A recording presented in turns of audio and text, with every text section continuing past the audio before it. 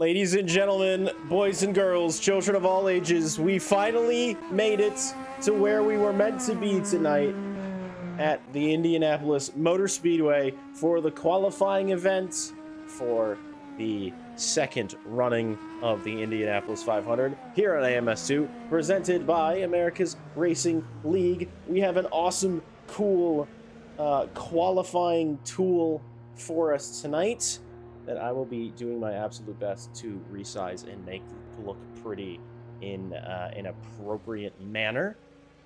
On the left side of the screen, we will have fastest times. We will have everything relevant on the left that is normal. However, for those of you who are unfamiliar with how qualifying is sorted in the IndyCar series, and well, I guess usually the Indy 500, though they're doing something weird this year, I've heard. Is that it is not about your fastest lap. It is about your fastest average speed over 4 timed laps. You get 2 warm-ups followed by 4 push laps. There will be an average taken of that, and whoever is the quickest of them all will get pole position.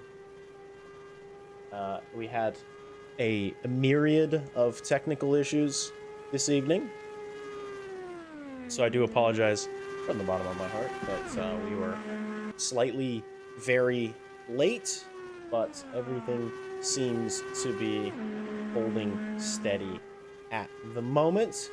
Mr. Jeff H is on circuit. He's beginning his, well, it was supposed to be his second warm-up lap, but as it appears it is his first, so that's fine, probably. He's already gone quicker in terms of time, but we'll see where it is in terms of the 1 lap or the 4 lap pace. See, my brain is calibrated for, you know, the fastest lap. My brain is calibrated for who goes quickest over 1 single timing, but it's 4 laps, and it's not timing, it's speed, which ultimately are the same thing if you do the math, but it's weird. So please bear with me. It will certainly take me a few moments of hoping that everything looks good, and I'm gonna do my best to resize the qualifying screen as it is on screen, because at the moment I fear it's a little too small. That is alright, because now we're good, and it's better, probably, hopefully it's better. I think it's better. But Jeff H is hooning around. He's started his first timed lap.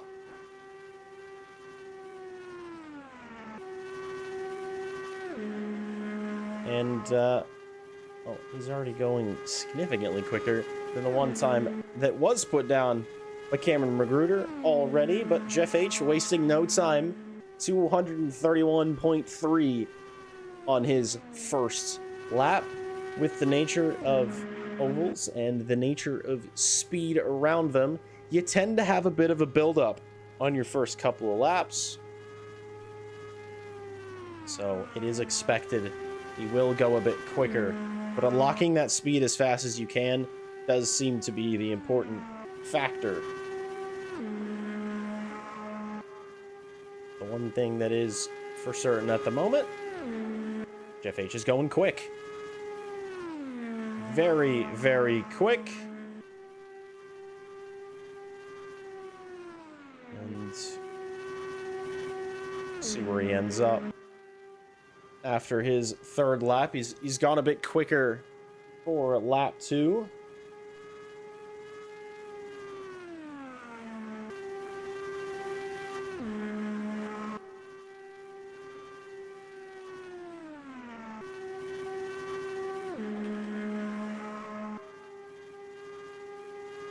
My concern sort of resides in the fact that there's a possibility that Jeff H might back off on this lap, might run out of fuel. They were expecting to need to fuel for 6 laps. The reality is there's a need for 7. But it doesn't seem that he's backing off in this lap, which is very good. Because one more corner, and it will be what I can only assume is going to be the fastest time we've seen so far. Not fastest time, fastest speed, as the average is a 2:31.799 for Jeff H, who is going to be cooling down as F Matos is going to enter the circuit and begin their preparations.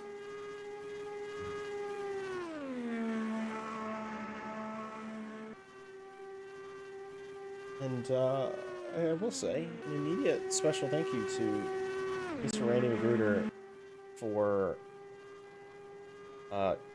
putting in the work to get this tool going, because it's no easy feat,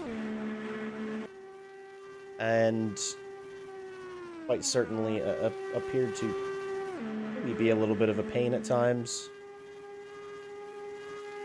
But the important thing is it's working now. It's holding steady.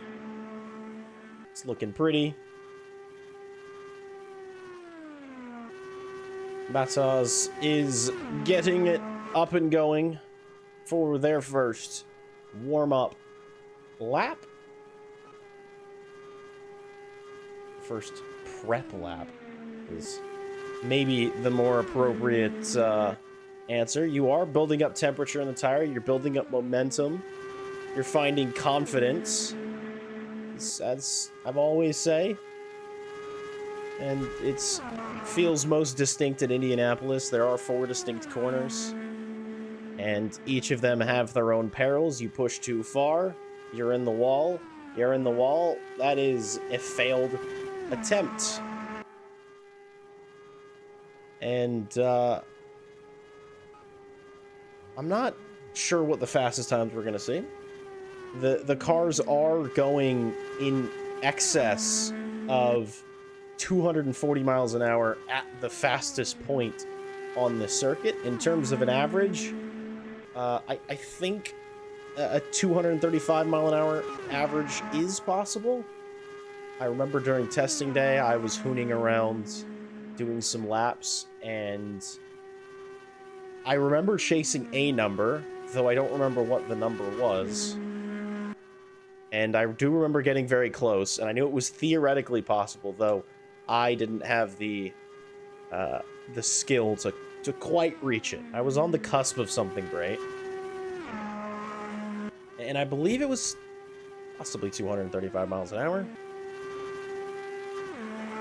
But Matos at the moment getting ready to cross the line for their first timed lap. Eventually I'm going to get this right. It's not a timed lap. It's their first, I don't know, lasered lap. Their first average speed.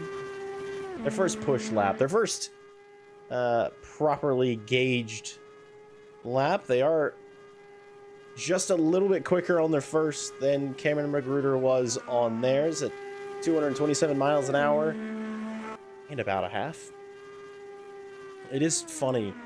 I remember talking about this on test day as well. A little bit of a scrape into the wall at turn 4. Maybe got away with it, though. It is super easy to get a little bit of suspension damage. And if you do, whether the car is drivable or not, you will lose speed. And it's 228 over the line on that last lap, and we'll see. Car doesn't look to be getting any slower. But we'll look to see on lap number 3 whether that is actually going to be affecting their overall speed. But that is the type of thing I'm talking about. You want to use up all the circuit you can, and sometimes too much circuit into a wall. It's not slowing F Matar's down.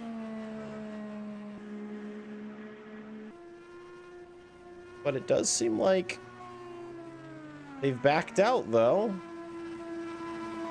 I'm wondering if they are not realizing the slight error, which is that 7 laps are required and not 6. So that will be a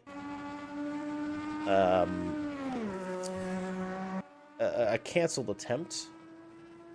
A aborted attempt is a significantly better word. But Crazy Mittens is coming out onto the circuit. F. Matos poised to go second at the moment. Another unique thing about qualifying outside of the normal is you only get 1 car per circuit, so all eyes on you. If we had multiple cars, there could be some drafting, there could be some team play. Oh, I'll give you a draft if you give me a draft kind of thing, and it's not what it's all about. It's all about raw, naked speed.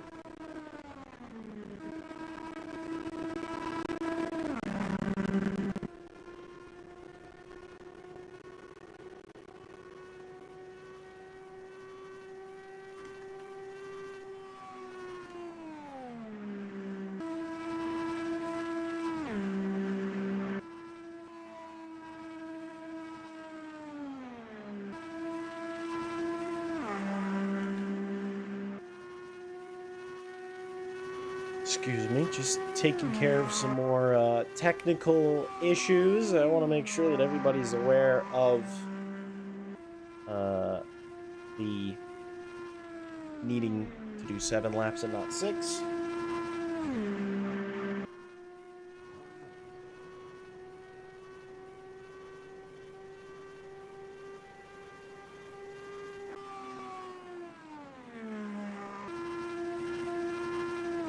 But I will say that opening lap, not terribly inspiring to Crazy Mittens. The beautiful thing about it, though, is you can do whatever you want on your first lap. Second, a little bit quicker, but still a ways to go.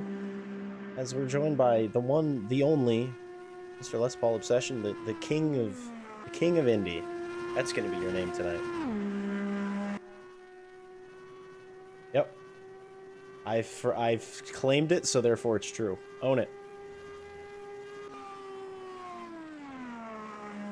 I absolutely can.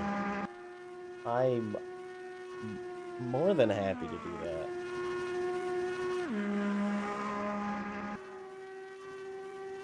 But it does seem, whether or not you're aware,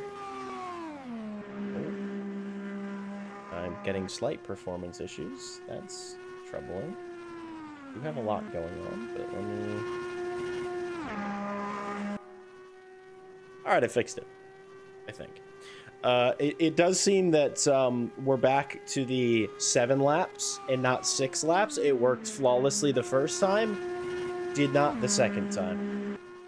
But it sounds like that's being... Yep. It sounds like it's being... Randy is giving all the drivers information. So we should be good.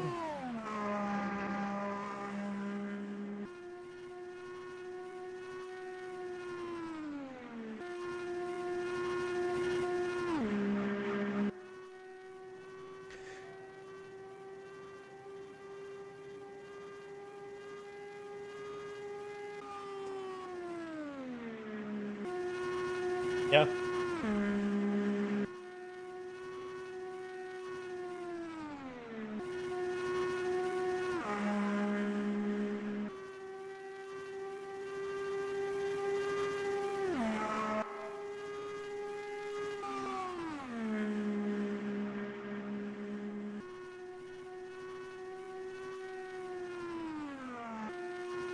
Yeah, it's perfection 4 times instead of perfection once, which is not easy. As do you remember? I've forgotten the time that I was pushing for, that I was sure I was gonna get when we were testing. Do you remember what it was? Was it the 232s?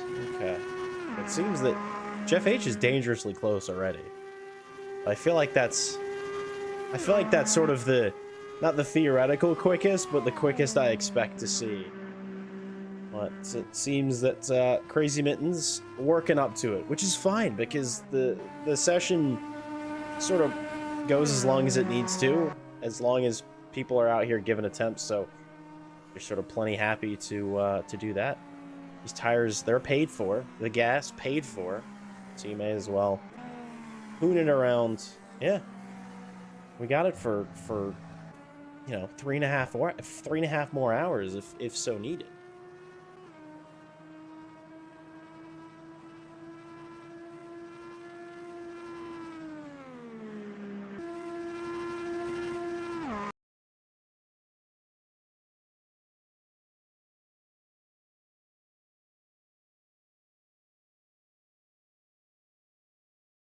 Put down, you've seen the times people are putting in, you see the pace people have. It's a challenge, you feel all the pressure to try to go quick. But the other thing is learning how to drive these cars with as much aero trimmed out as possible. This is not what we're going to be seeing in the race on Saturday. This is people running as sketch factor as possible. No wing, no grip. You want to make the car as light as possible and as dangerous as possible to get around here as fast as possible. Yeah, and the most of these setups, or at least all the ones I've driven, they're so awkward because they're almost, all of them are leaning to the right. They're kind of pushing that way. They probably have a bit of right hand down on the steering, so you're almost in a straight line. Hey, you're on an oval, so not entirely a flat straight line. It's such a strange thing to drive. It's very unique. It's not nothing quite that I've driven or really seen driven in sim is quite like a full fat trimmed down Indy car chasing around an oval. Absolutely. And I just got to point out, I mentioned it in the AMS2 chat earlier, but we've seen Gabriel Prado around off and on for the last several months in various series, and I'm really happy to see that he's back on the grid tonight. And it does look like the qualifying lap is working as intended now as he crosses the line for his first flying attempt. Not too shabby on the warm-up laps, 222 or 224.9 and the 229.9. He's not holding anything back, and those are just warm-up laps. As his car starts to burn off fuel, he's going to start to get quicker and quicker. Yeah, and the sort of momentum that you build up, it is kind of important. I feel like the warm-up too is a good indication of what the first lap's going to be. Is he's already through the 230 marker, which I feel like that's a number that a lot of drivers are chasing. Ooh, a little bit of a wiggle though. Massive save, keeping it. Oh, he's shaking a little bit on the bottom too. I think that's a bit of suspension damage, which is essentially going to be an aborted attempt if it looks that way. There was a bit of a wall tap earlier. I think it was doesn't look like he's given up on it though. No, it looking all right. We'll see as he comes around this lap whether it's drastically slower or about on the pace. It's 227. There's definitely a loss of time, but still on pace for P2. Yeah, absolutely. And we said it during testing, and we're probably going to say it several more times tonight, is we're like very casually talking about, oh, he's not going that quick, even though it's 230 miles an hour is the average speed. You're hitting about 240 between turn 2 and turn 3. And it's not walking pace. It's not really pace that just about any other racing machine can match. He's back to the 230s though. I don't think that car's damaged. No, I think he might have got a little bit into the wall, and then down on the bottom he just clipped below the white line and maybe sort of wiggled off camber. But it looks like he might be aborting this run. Maybe he. I was gonna say his run's over. Yeah. Well, I'm wondering if maybe he blew the engine because he suddenly went transparent and the revs kind of. Well, no, the revs were still going. I don't know, but something a little slightly fishy. But yeah, it could be not knowing that the the time was, or that was the end of their session. I think that might be the case for a couple of drivers the first time, but hopefully they'll be like, hey, something's wrong. Oh, I see what's wrong. And then they head out to do it all again. Sounds like somebody's getting ready to go. It's the Hello Kitty machine. We love to see Goose back out there. Hopefully the Goose fan club is in the chat tonight. If not, we hope they cheer him on in the 500 this weekend. It's super cool to be, over the last several weeks and months, we've started to see an increase in drivers that are very well cut out for this oval racing at such high speeds. We talk about Jeff H all the time because he's reigning champ. He dominated the first season of the 2026 championship. He was great in 2025, very fast, very consistent, but he's not really had a lot of people that can consistently bring him a battle on race day. We've had It's No Use, but I do not believe he's going to be entered in this week's 500. So Super Goose was very strong at Indy during the regular season events, was racing for the lead. So I think come Saturday, we're going to have a pretty good duel between Jeff H and It's No Use, or I'm sorry, between Super Goose, and potentially with the pace that Prado was showing, there's a very good chance we see Prado up front as well early in this race. No, I think you might be right. It's I mean there's a handful of people in here, so maybe I don't know. During the off season, they could have just been pushing at Indy, really been working their legs at an oval, and maybe some surprises tonight. But Super Goose not shocking the world on the first warm-up lap, but it is a warm-up lap, so it's right there in line with your pole sitter right now, though. Oh, I'm sorry, no, it's not. Jeff H is ghosted on my screen, I see, but yes, he shocked the world. It seems that there's some weird transparency stuff going on. And I don't really know what I can. Actually, I do know what I can do about it, and I will work on that right now. But in the meantime, Super Goose crossing the line for his first qualifying lap, stepping up the pace there in his second warm-up. And, sometimes you don't really want to set the world on fire for those first two laps. You want to get your tires up to temp. You don't want to push the engine too hard. We just speculated that there was potentially some engine damage on the number 27 711 machine for Gabriel Prado. So, that there can be a simple pushing the car just a little too hard on one of your warm-up laps and popping the engine. So definitely not the bad play to ease back as Super Goose did on his warm-up laps, and he's crossing the line with a 2:26.943, each lap getting a chunk faster as he goes round and round again. I can see what you're doing, and it's already better. Yeah, but nobody else can see it. So pretend like you'll be super surprised when I actually. Oh! I mean, I'm just kidding. I can't see anything. No, nothing's happening here. It is nothing at all. It is very awkward because I'm currently doing it in OBS studio mode, and the window is tiny, and it's super difficult to get this to look right. Super Goose stepping it up again, his second qualifying lap, 2:27.371. He's currently on track for P3 with an average of 2:27.157. And I have a feeling Cameron Magruder might be shaking in his boots if Super Goose keeps up on this trajectory, because he's gaining speed every lap.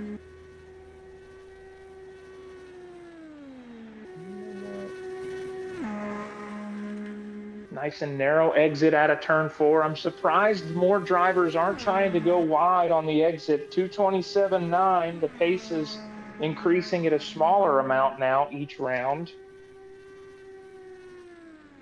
But he's got one more lap. And we'll see what the Super Goose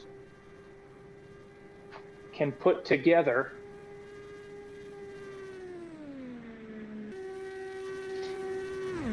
Nice and quick thus far.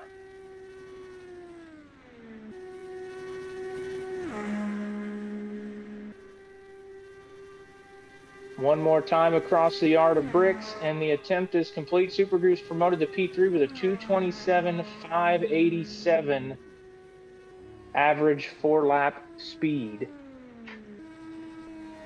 And second place Merchant, somebody I am very excited to see go around this circuit. Always someone who more often than not is not living up to their name in a good way, in a positive way, meaning that it is the first place Merchant.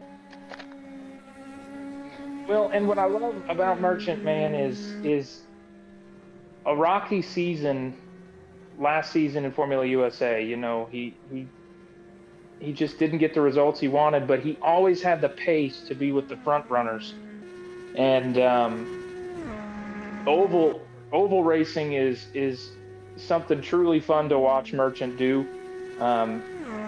Fontana last season in Formula USA, he was carving through the field like they were standing still. So I'm very excited to see what he's got in store for the 500 this year. I believe he was having a pretty good, strong run last year in the 500, and definitely has pace behind the wheel of these Formula cars.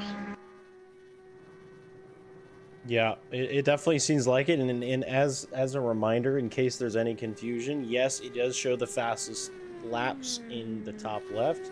That is completely to be disregarded and possibly only a point of reference. It is the laps it is the average speeds that matter. It's the speeds and feeds that it's all about. But there's, you know, the 223 mile an hour warm-up one really seems to be popular tonight. That is the third one that we've seen, and everyone's sort of just about it. Seems that everybody is taking warm-up as a good suggestion.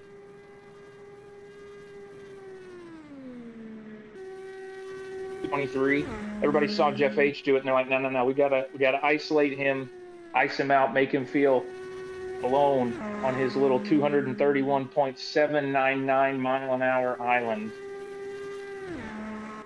As Merchant now crossed the yard of bricks for his first qualifying attempt. Yeah, it's... And something to note. Go ahead. No, you. What would you like to note? Well, it's always worth noting that, you know, session's long, and what's unique about Indy is these drivers can come back out and reattempt past their previous attempt. And what it'll do is it'll wipe the previous attempts from the board, and they get to go out and try again. And their most recent attempt is kept. But what's interesting about that is, you know, those of us in sim racing know, the beautiful thing that is track evolution is Merchant crosses the line with a 227.497.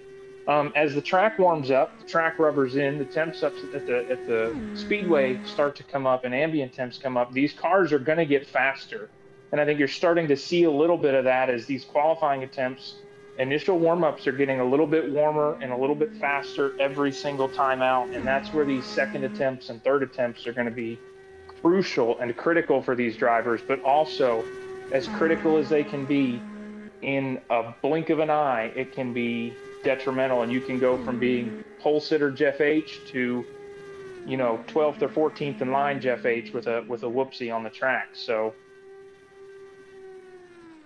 yeah, it's I kind of like the idea of that kind of format of it's always risk reward. And, you know, in a sim like AMS2 where there's no limited tires to think about, there's really no limited time, there's nothing stopping you from just going out and getting faster and faster, other than, hey, if you mess it up towards the very end, we decide that's it, we're gonna call it, you know, this is the last attempt if somebody wants it. You know, you could make worse, you could drop yourself down, but if you're down at the bottom and you're like, well, I guess I'll just send it, you could find yourself up in a really, really good position. And hopefully we'll get a little bit of that tonight. And speaking of finding yourself up in a good position, Merchant with a 228.4 across the line for his third qualifying lap, pacing for P2 again, bumping Magruder down to second if he can make it happen. And he is very nice and tidy still not seeing many people use all the track there at the top. Man, maybe it's just me, but I am trying to damn near graze the wall as Merchant crossing the line. P2 in that qualifying attempt with a 228.170, first driver we've had other than Jeff H, north of 227 miles an hour. I think they're scared of the wall. I think they're scared of the wall. That's my theory. I mean, I know what it's like to graze the wall. I know what it's like to slam the wall. It is a fairly demoralizing. But it doesn't really look like Merchant's. Well, no, he was just his in lap was just as fast as his pushes. As I was like, I don't even know if he's gonna come into pit lane as he's just hooning it around. He had the fuel apparently, which could sort of be the question of, you know, trim some of that weight out, take minimum fuel, and maybe find yourself up a little higher next time. But I think everybody's just sort of warming their way to the circuit, to their cars, and half practice, half qualifying, but a lot of fun. What it's all about. It's all about the fun. Absolutely, and going as fast as humanly possible. Yes. I have just realized that the safety car currently has a spot on the board, which I think is hysterical. Because another just the AMS2 thing, it's currently 10th.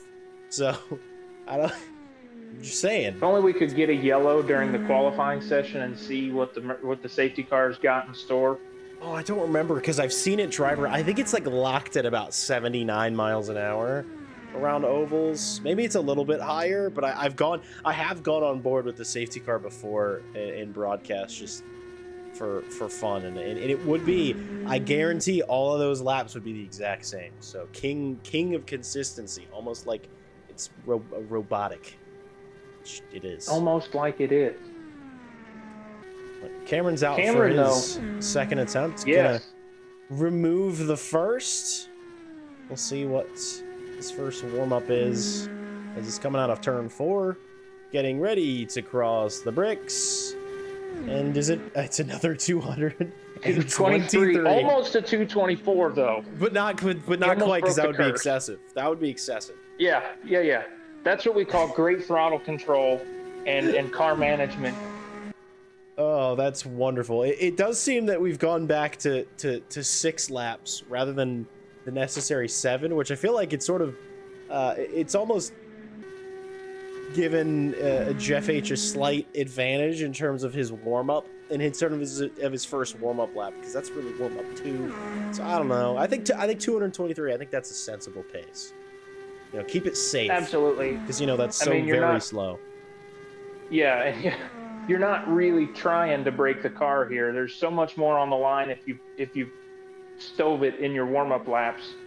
You know, you want to at least complete the attempt and get a time on the board. And so there's again, man, it's just such a fine line. You know, how hard do you push, especially on these reattempts, because you don't want to be mired back in the field. You know, Indianapolis, the only oval that starts with a 3-wide starting grid. You know, it's so tricky to make moves early in the race. It gets so dicey. You want to be as far forward and as far away from that midfield chaos as you can be.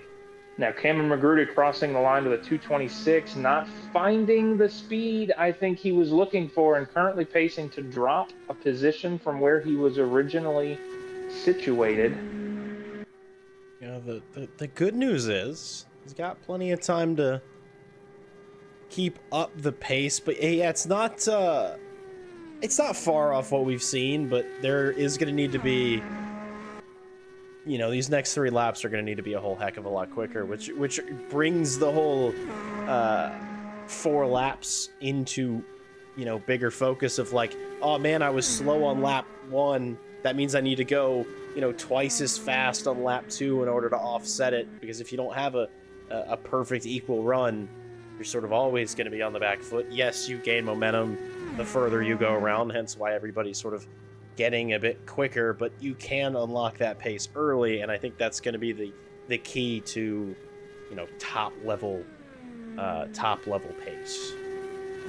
Absolutely. I mean, and it shows just looking at the leaderboard. You know, your pole sitter came out of the gate with a 2:30, um, which some of that obviously is going to boil down to setup, but having the car in a position that your warm up lap can be that fast is huge. As Cameron is getting quicker each time around, but still tracking for P4, he's going to have to break into the 228s here if he wants any chance of recovering P3, or he might just get mired down back into P4.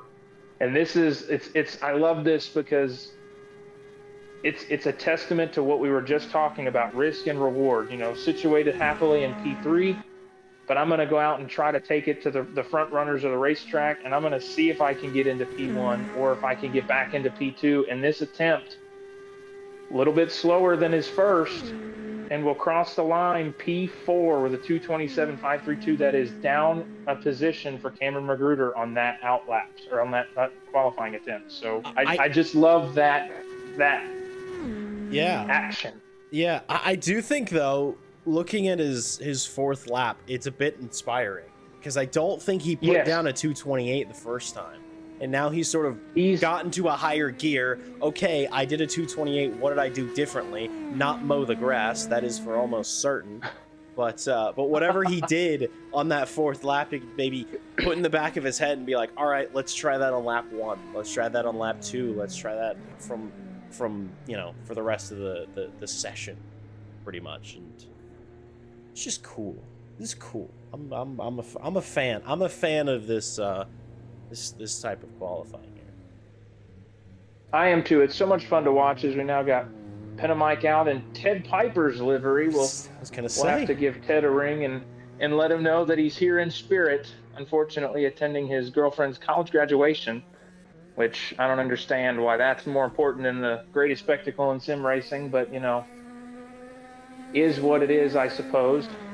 He's here in spirit with the ARL McLaren. I can think of a few reasons why it's slightly more important, but only slightly.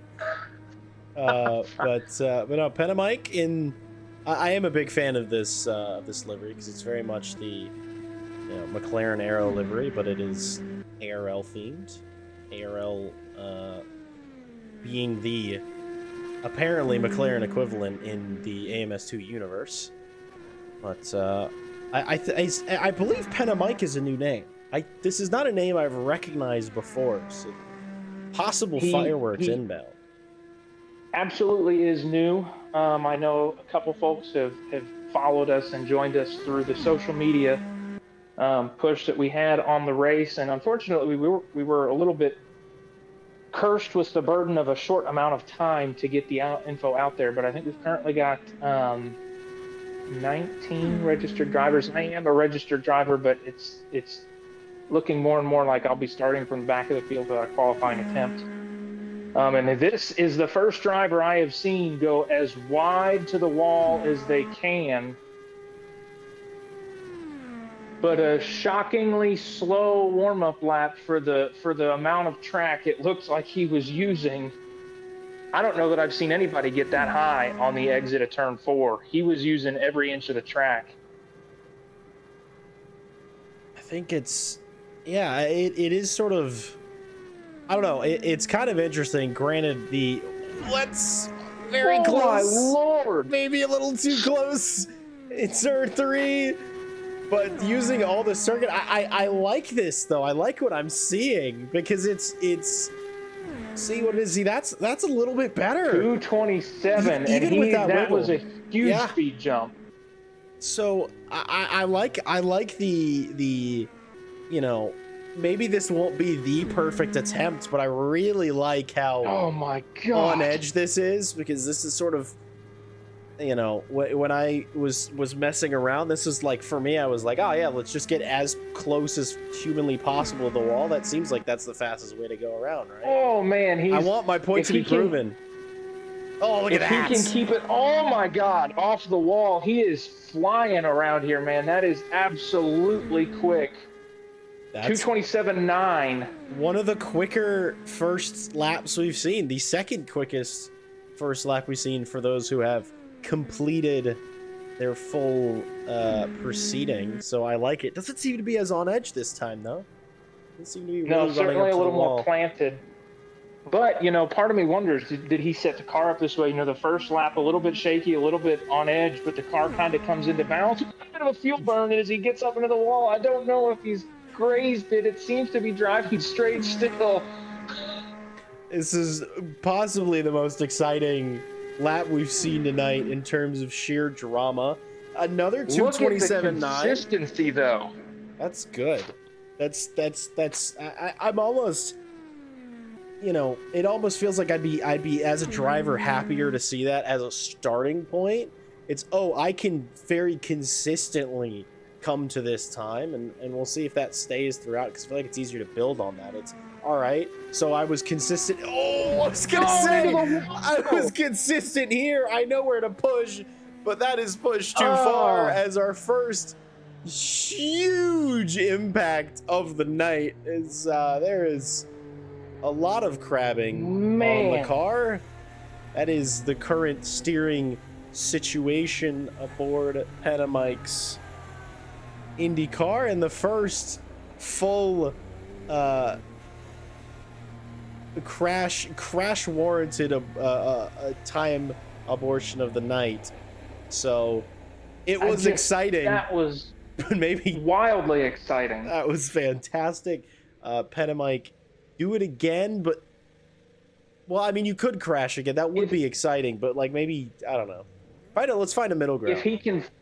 If he can find a balance on that machine and get himself dialed in, I think we are in for an absolute treat at the front of the field. He has some insane speed behind the wheel of that car, and if he can lock it in, I think he'll be in great shape.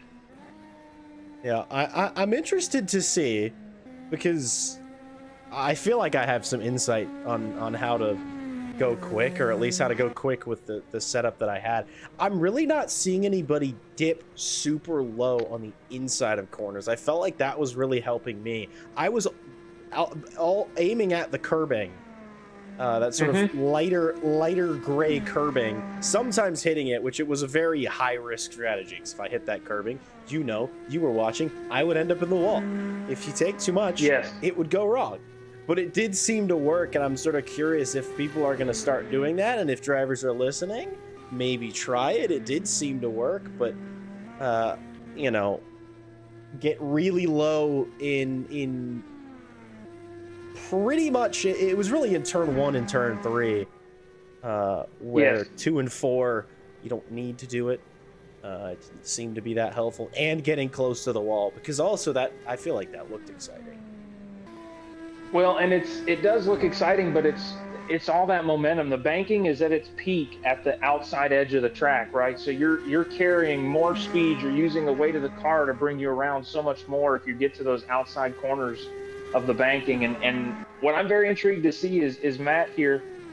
We recap season 1. I like to recap season 1 because this is the most recent time we've seen these drivers in this car. But 2026 season 1 had a pretty decent showing. 2025 season didn't really have the results he liked, but 2026 he figured something out and was consistently contending for top 5s, top 10s, and driving a really clean race. Most of the time when he got in a bad result, he was collected in an incident. But specifically what I want to point to is Indianapolis. He was definitely in contention for the win as he grazes the wall right there. Hopefully no damage on that machine.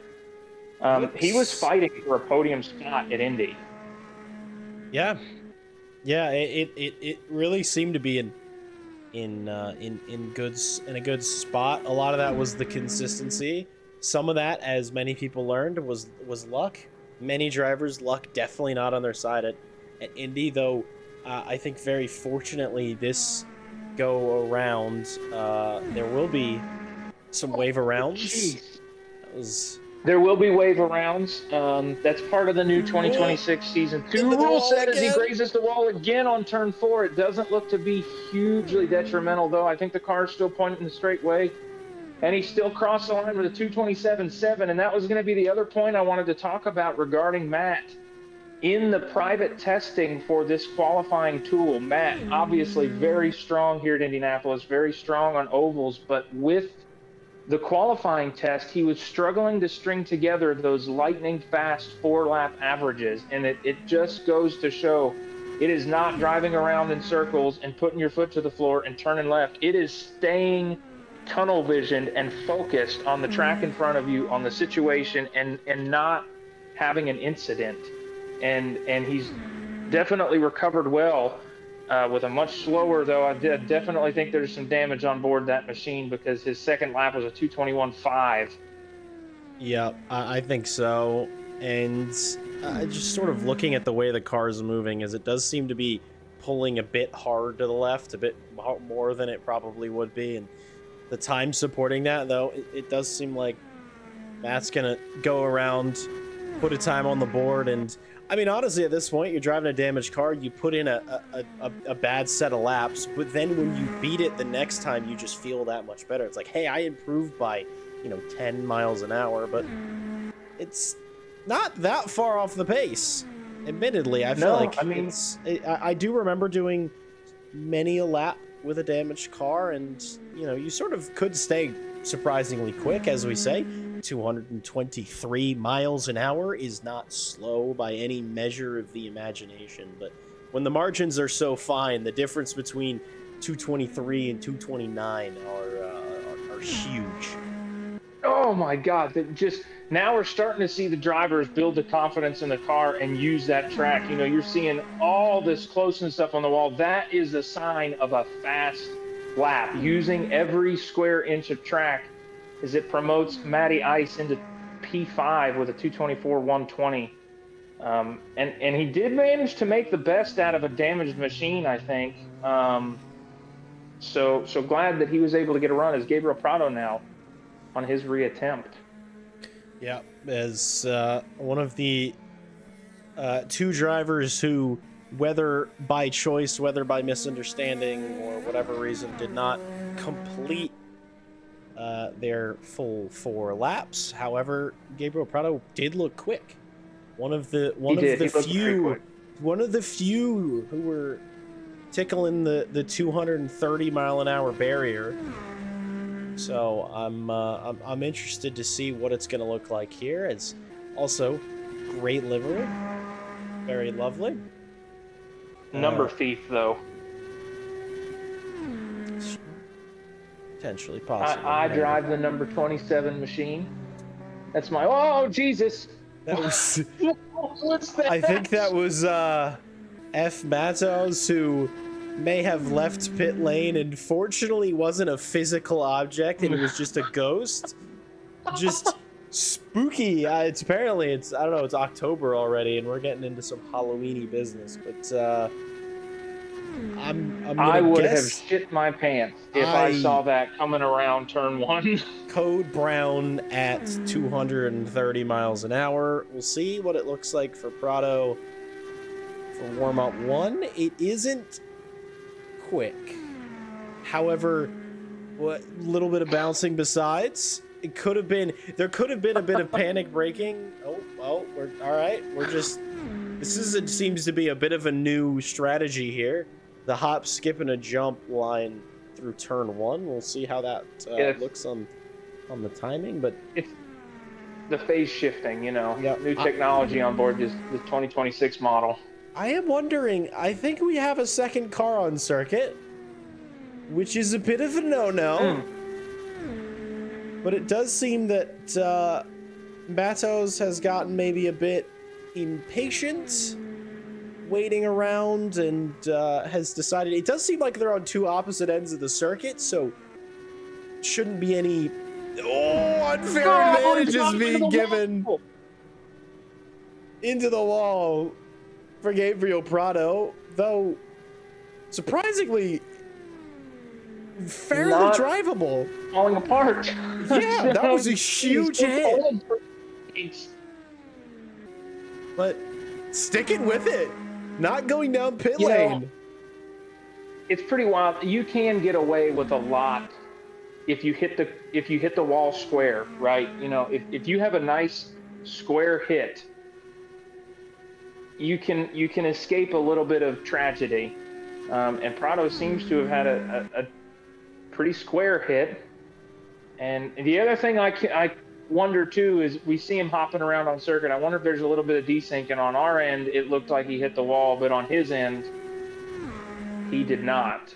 That is because possible. that car doesn't seem to be slow at all. No. 226.598 at the line, and he's about to come across again for what I presume looks like a 227 or so. Almost 227 or 226.6. Yep, that was the first. I was gonna say shoulder. that was a dip onto the curbing, a dip onto the shoulder. As I maybe said, someone was gonna do it, though that didn't look. That wasn't quite the way that I had imagined it, but managed to rescue it so far. But maybe there was.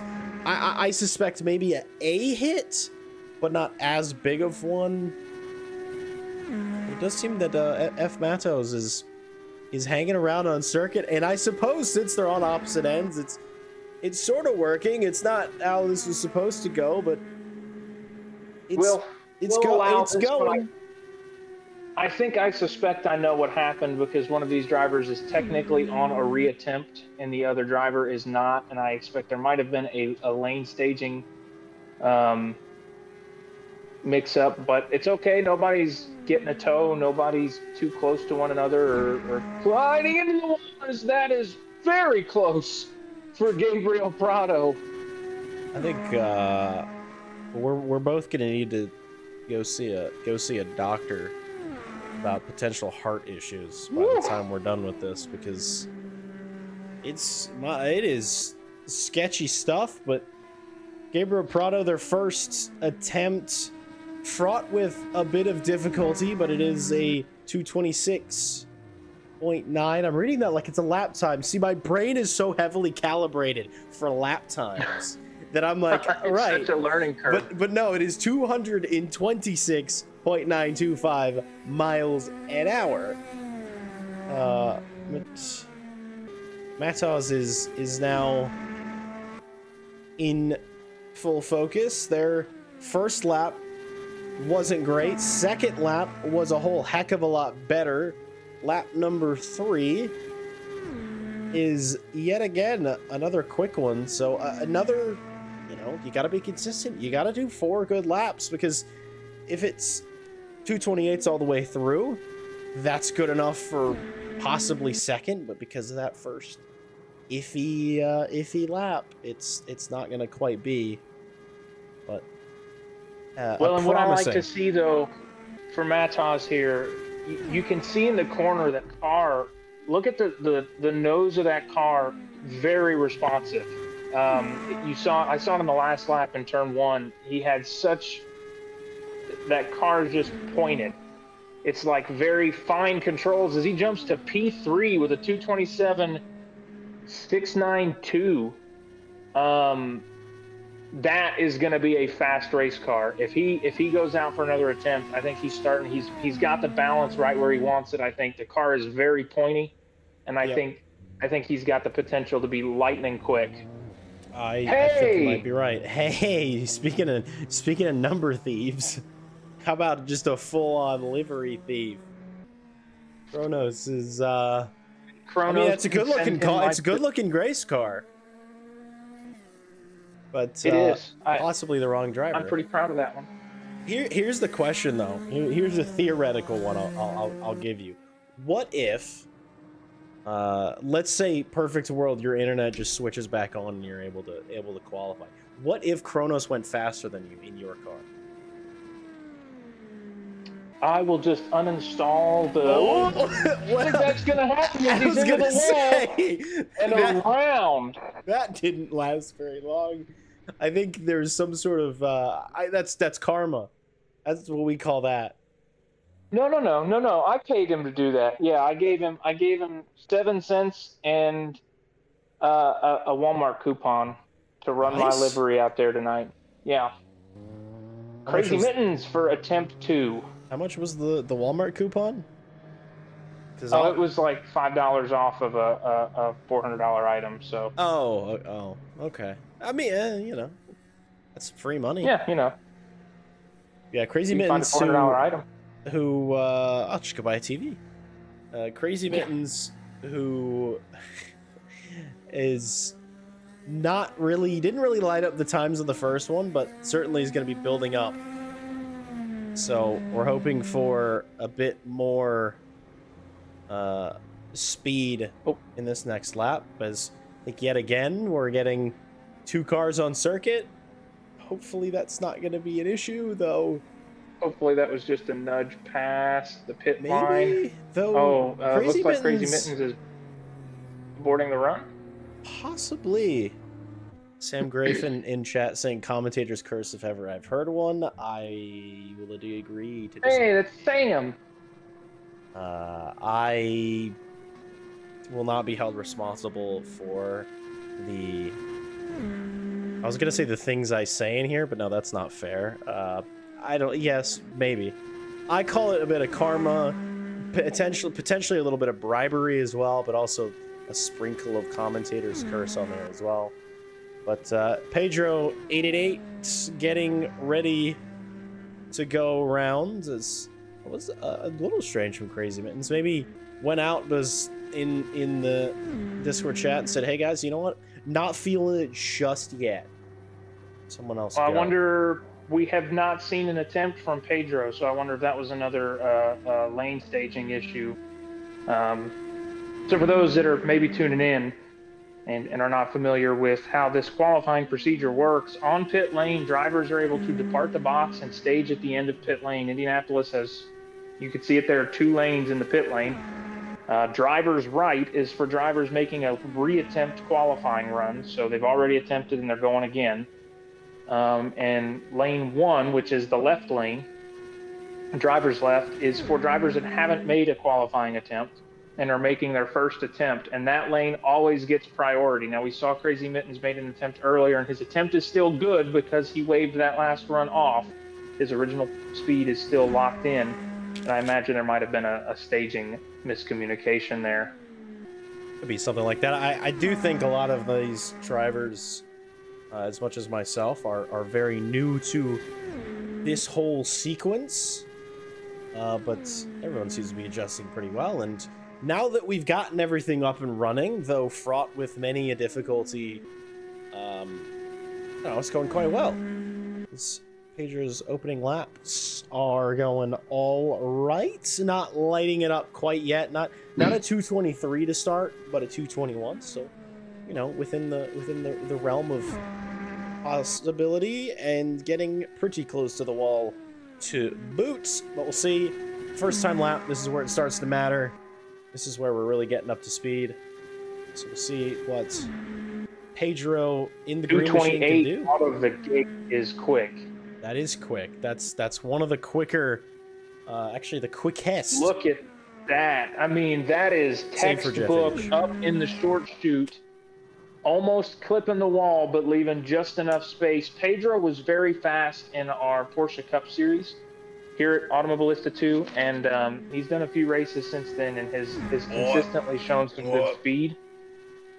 Bit into the wall. Is he is causing some puckering here in the box. Pedro very fast though. Lots of pace behind the wheel. 230.057. This is only the second driver I think we've seen cross the 230 threshold, and look at that. I mean, you cannot get closer to the wall without hitting it there. Pedro 888 is really showing some good stuff there. That was a 230 mile an hour lap with a brief nudge into the concrete, so obviously it's a little bit quicker to not do that, and we'll see lap 3 not getting close enough to the wall as the last few. Maybe a bit scared, maybe saying went a little too far on that last one, but you can see the difference. Definitely shows in the speed. Yes. Yep. 226. So a bit of a mixed bag of laps so far, but you know, one more good one here could be good for a provisional second, though Pedro, after that lap 3, said, I wonder if he thought the run was over. Could be. I'm also thinking maybe a bit of frustration with that and just sort of being like, I'm good. I'm just going to go out and restage and get it going again. Perhaps. Something fierce. So I have been doing commentary for Can-Am SimSport over in another Discord on Monday nights. They run their championship series. For those of you who are not aware, Can-Am SimSport Cass, as we call them. Jeff H is from Cass. Second place merchant is from Cass. We've also got Dave C used to run with us. He came from Cass. All those guys very quick, very fast. And Something Fierce, also a driver from over at Cass. They produce some fantastic races, and more importantly, their drivers have some incredible speed. And I'm very excited to see what Something Fierce has around Indianapolis tonight. Definitely working up to speed on this outlap, because not going quickly, but definitely hitting the pedal to the metal on the exit of turn 4. And in the YouTube chat, fun fact, Fierce Ones traded a Charizard card for a day-old gas station hot dog. It's a little bit of insider driver info. How true is that story? I don't care. That's a great story. But we'll see. I'm just imagining this like on a proper race broadcast, and it's got his portrait and like his race starts and race wins, and then the interesting fact underneath, like first pole position since 2024, and for him it says once traded a Charizard card for a hot dog at a gas station. Yeah, but which Charizard Pokemon card? Like what generation, or what? I guess I'm not a Pokemon card guy anymore, or really never was. But I know that depending on the series, it could be worth 5 cents or $500. So was it an equal trade? Like what are we talking about? If it was 5 cents, he made out like a bandit. Exactly. Shit, gas station hot dogs now are like $2. Yeah, I mean, even if they're a day old, that's sustenance. There's a lot of things I'd do for a gas station hot dog, even a day old one. But Something Fierce on their opening warm up is not quite something fast, but we'll see. Definitely looks like he's picked up the pace in this second warm up, though. You can kind of see he's staging himself for the run there as a 2:23.2, definitely waking up in the end of that last lap. Yep, and it's a build-up. You are building up to the speed that you want to hit, and sometimes that build-up, as we've been seeing tonight, it might take an attempt or two, that's fine. That is within the allowance of how everything is set up. But definitely looking a bit quicker, a bit more... you get a good idea. I feel like how close you are to the wall doesn't necessarily equate to speed, but it does kind of, you can tell when somebody's working a bit harder and going a bit quicker. It's not quite on the money yet, but a decent showing for a lap 1 for Something Fierce, but we'll see how it goes in the next couple. Well, and you talk about how people are working in the car and behind the wheel, and I just want to say that on multiple occasions, this car looks to me on screen like it is dancing. Like, I do not believe he is comfortable behind the wheel right now. It just looks like that car is ever so on edge, which is right where you want to be if you're happy with it, but a car that's visually on edge, you see the back end of that thing just wobbling around through the short chute. This lap, though, looks significantly better than previous. That's sort of, as far as a line that I'd pick, I think he's picking the sort of correct-ish line. You can see he's sort of getting down to he's getting down low and exiting up high. Yeah, it is looking pretty good, though not all the way out in turn 4, as much as we've been seeing. Though that could mean the other thing, which is not into the wall, but definitely going a whole hell of a lot quicker on lap 3, so it is very promising. Oh my goodness. Every lap he looks like he gets ever more comfortable behind the wheel, and he's really starting to show it. This lap looks quick. Yeah, we'll see. Turn 3 I feel like is for me the do or die. It is the what I think is the hardest That corner. looks like a tighty turn 3. It did, coming out of 4, really getting to the outside. Very That's beautifully moved out of 4. I think a 229, maybe a bit higher on this lap. Oh no, they just looked good. 228, but it's good for P6. That was still that he was tracking for P7, so that there did help him jump into P6. So very good. It looks like we've got 2 more drivers on outlaps again. Oh, well, this is confusing. This is not, in fact, something fierce. This is, in fact, David Keeley. So, hey, this is the first person we've seen that has decided to weave on their outlap. We have not seen any of that.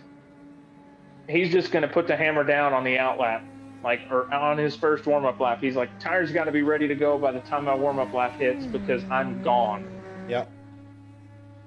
Very brave, weaving in the short chute in turn 3 and 4, though. But still engaging in a deep, deep weave.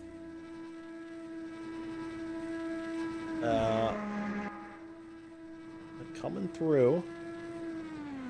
Definitely going to be a build-up, but you sort of... the important thing is you need to be up to speed. You know, on your second warm-up, you need to be up to speed coming out of turn 4, whatever that looks like. And I think maybe this second lap. I mean, honestly, for me, your second warm-up, I'm turning it up like exit a turn 2. I'm using the back straight and I'm putting the foot to the floor because you want to do everything you can to gain all that momentum through the final handful of corners, the final stretch of the track. So now you see him starting to wake up the machine.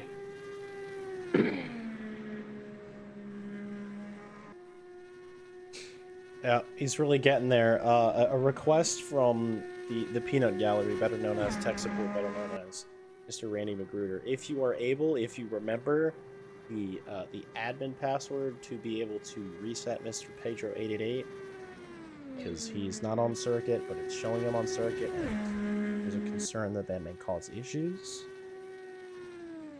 That is something we're able to do. That. Give it a bash. That is a record for the slowest warm-up lap 1 we've seen tonight. Sub 200 miles an hour. So, qualifying result be damned. That counts for something. You receive the wooden spoon for being slow, basically. Now watch him turn it up in the first flying lap. Yeah, we'll see it. I mean, it's looking a bit too safe. I feel like it's kind of been a theme tonight of the first lap. They're sort of taking it easy, and we'll see what the speed is. 227 still very respectable and still very quick, but not kicking down any doors, not kicking down Jeff H's door and saying, "Here, I'm here to take your spot." But it's a build-up for sure. Everybody has as many attempts as they have time for, but my sort of thought is you go out there and you, if anything, I want my first lap to be as quick as I'm gonna go, or very, very close, as just to put the fear into the hearts of the other racers. But 229.094 for lap number quick. 2. That is very quick. So making me eat my words a little bit, but the average though, it's gonna be hurt by that, just a tad. But already looking very quick for David Keeley, as they've now done the second fastest single lap, which I always think is sort of interesting to look at, because ultimately your average speed is your lap time there or thereabouts. Another 229.089, so consistency within 5 thousandths of a mile an hour. That is consistency that you want at these speeds. I wish I could like quickly determine like, oh, the inches per second. What is 5/1000ths of a mile an hour in like inches per second? Just to nail home the idea of that level of consistency. Oh, geez, that's... I'm not gonna do it. I'm not even gonna try. Maybe I'll try. Ooh, up to second with some margin. Knocking on the door of a 230 mile an hour lap for David Keeley. So really showing good pace out the gate, sharing the car. Well, not sharing the car, but sharing the livery with Something Fierce. As next to enter the circuit will be someone, I'm sure. It is Meo Reales, who, my favorite fact outside of the livery, which is fantastic.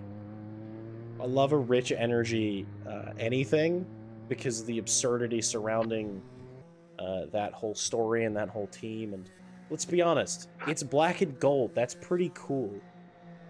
But it is a good-looking car. Meo Reales is on a controller. That is my actual favorite fun fact. One of the two regular gamepad drivers that are around, at least on AMS2. There may be others elsewhere in ARL, but I have not spotted them as easily. But very quick, given that. But it will be interesting to see what some qualifying laps will look, because you don't have as much fine control over steering. You don't have as much fine control over your pedals, but ultimately here, that doesn't entirely matter as much in this sense. But you know, getting your lines right, not scrubbing too much on on the turn in, making sure you actually unlock the steering at the right time. It's not easy with a steering wheel, and it's certainly not easy, or I would highly doubt that it's easy on a gamepad. Doing a pretty good job of keeping it where it needs to be. It's not obviously going to be setting the world on fire here, but you know, I think that's to be expected when you're on a gamepad. You know, you're talking about the loss of dexterity, and sure, it's not absolutely critical, right, that you have that kind of control here, but the entry into these corners, it is critical to be smooth, and that's very challenging to do on a stick. But he's doing a good job of getting around the track, keeping it off the wall, staying, you know, right there in that middle lane. He's not getting too deep into the corner. He's not exiting too wide and hitting the wall. And sometimes consistency is precedent for speed. You know, sometimes that's what it takes to win this race. Yeah. Also, to answer Randy, I believe you might have an easier time resetting that because I can't use my PC, so I don't see the buttons to reset anybody's runs. I wouldn't worry about it. Ultimately, it's probably fine, is what I'll say.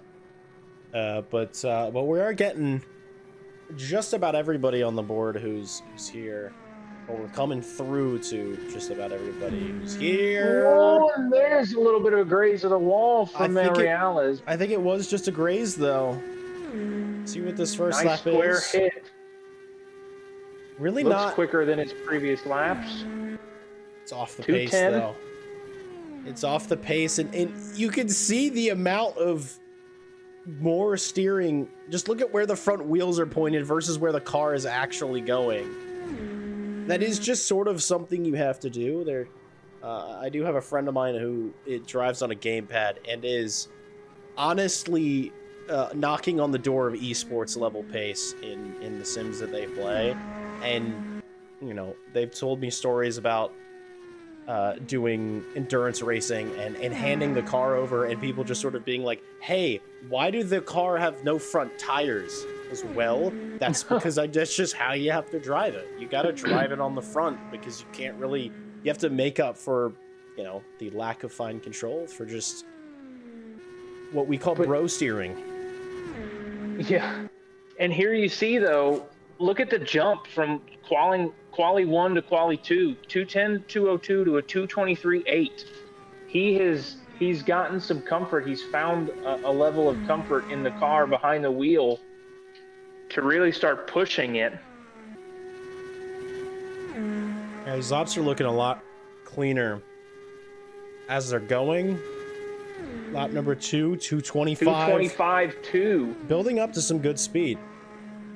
And with this level of improvement, curious to see where this fourth and final lap is going to be, and you know what sort of door it opens for the an attempt number 2.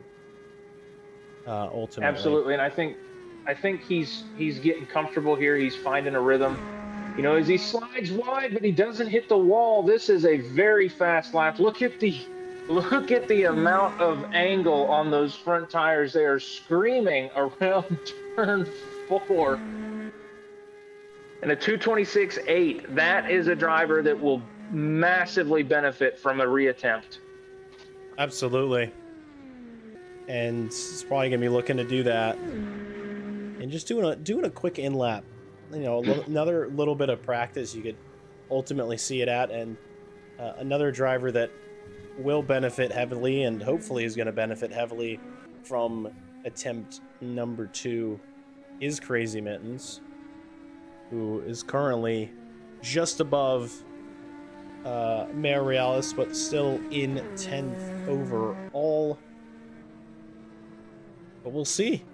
They were working up to, you know, a good pace. You can sort of see both of them are on a lap over lap, getting quicker and quicker and quicker. So hopefully they found the key to unlocking that bit more, because, you know, the margins are wide, but if you find a mile an hour a lap over that last one, you can find a couple positions on this field. Nobody's still and challenging for the other thing to pole note. position. Yes, the thing to note too, Crazy Mittens had the benefit, I think, of making an early run, maybe not setting the world on fire in that early run, but he got to sit back and watch the David Keeleys, the second place merchants, the Super Gooses, all those drivers go out and make their attempts and watch what they did. When are they turning in? Where are they going on track? How wide are they going? How deep are they going in the corner? And I think you use that while you kind of tinker with the setup and try to make it a little bit more edgy, and I think that's a real big benefit, as well as, you know, we talked about it earlier, the track has evolved. At this point, there's going to be more rubber on the track. The ambient temperature is going to be up. It's really going to be a much more racy track, so a lot to be benefited from there. Absolutely, and we'll see as they come through for warm-up lap 2. What I find is fairly representative. It is definitely an indication how quick they're going out of turn 4, is sort of how quick that starting lap is going to be, and that is a lot quicker. You can see him waking it up here. Yep. See, out of 4. Right there on the entry to 3, he stepped on it, and I think we're going to have a very rapid qualifying attempt from Crazy Mittens now. Yeah, I mean, 221.5. Already a good, off to a reasonable start. And a little bit of hop, skipping, jumping again, but yep, stabilized. You got the phase shifter add-on. Yeah. My question is, because we haven't really determined if that is in fact faster, so I don't know. Is it an illegal enhancement? I don't think so, but Prado started to go pretty quick on the lap he did it, so that's true. We'll see. I'm curious how close to the outside of 4. I feel like that is a mistake that a lot of people are making tonight. Is they're not taking advantage of just how much wider, you know, the exit of turn 1 and the exit of turn 4 is for that, you know, back straight and front straight. Because it seems like you're like, it's too wide. And with how drivers are sort of accustomed to, you know, proper circuits, there is such thing as using too much track, and you think you're using too much track when you do that, but no, it's every, you know, the less time you can spend turning and the less amount of steering lock you are putting on the car, in theory and really in practice, the greater amount of speed you will retain. Absolutely. And one thing too, we talk about it, and I noticed it on that last lap from Crazy Mittens, this one less so, but in the private test, we were talking, with some of the drivers that we had involved with the qualifying tool test, and Jeff H being one of them, and he's like, look, common misconception is turn in here at Indy. Most drivers want to turn in very late here, and it is such an early turn in to get that perfect arc into turn 1 and into turn 3, and you lose so much speed if you turn in too late. Absolutely, because it's difficult to spot your turn in at the best of times, and you're like, oh, I gotta. It's the idea is the longer I'm in a straight line, the faster I go, right? So the later I turn in, the longer I'm going straight. But as you say, the misconception is such that it doesn't work out that way, because if you just turned in too late, you have now thrown on maybe a couple of degrees more steering lock you need. You've scrubbed an extra 6 miles an hour off your mid-corner, and as you come out, well, that's not speed you're going to get back. As in goes Good Crazy for Mittens. P9. Good for P9. So one more position and a bit more pace. Honestly, if that first lap was a little bit quicker, that'd be looking a lot more like a tidy 225 mile an hour average. But another building block to their pace, and I feel like Crazy Mittens has a bit more in him tonight, but we shall soon see. And it's a good confidence builder too. You go out there for your second attempt, and the fact that you're faster, that's great to see, because you're like, okay, whatever I did last time worked. We're going to keep going in that direction and see if we can keep the car facing the right way and getting quicker. And speaking of reattempts, we've got another reattempt out on the track now. Yeah, it's the Super Gooser, the Hello Kitty machine, getting out and going out for their run, and showed really good pace out the gate, but not quite up to top level speed. But I do expect some good things. One of the drivers that in the full season of the Formula USA Championship did quite well throughout, but also did very well at ovals. I believe won the season finale at Auto Club. So comfortable going in circles. Absolutely. I actually think Goose only ran the ovals, and something I'm hoping he can rectify in season 2 and run the road courses as well. I think he did run 1 or 2 road courses, but he didn't have the success he has at the ovals by any means. He's very quick here on the ovals. One of the few drivers we saw on the ovals that was actually able to bring the fight to Jeff H.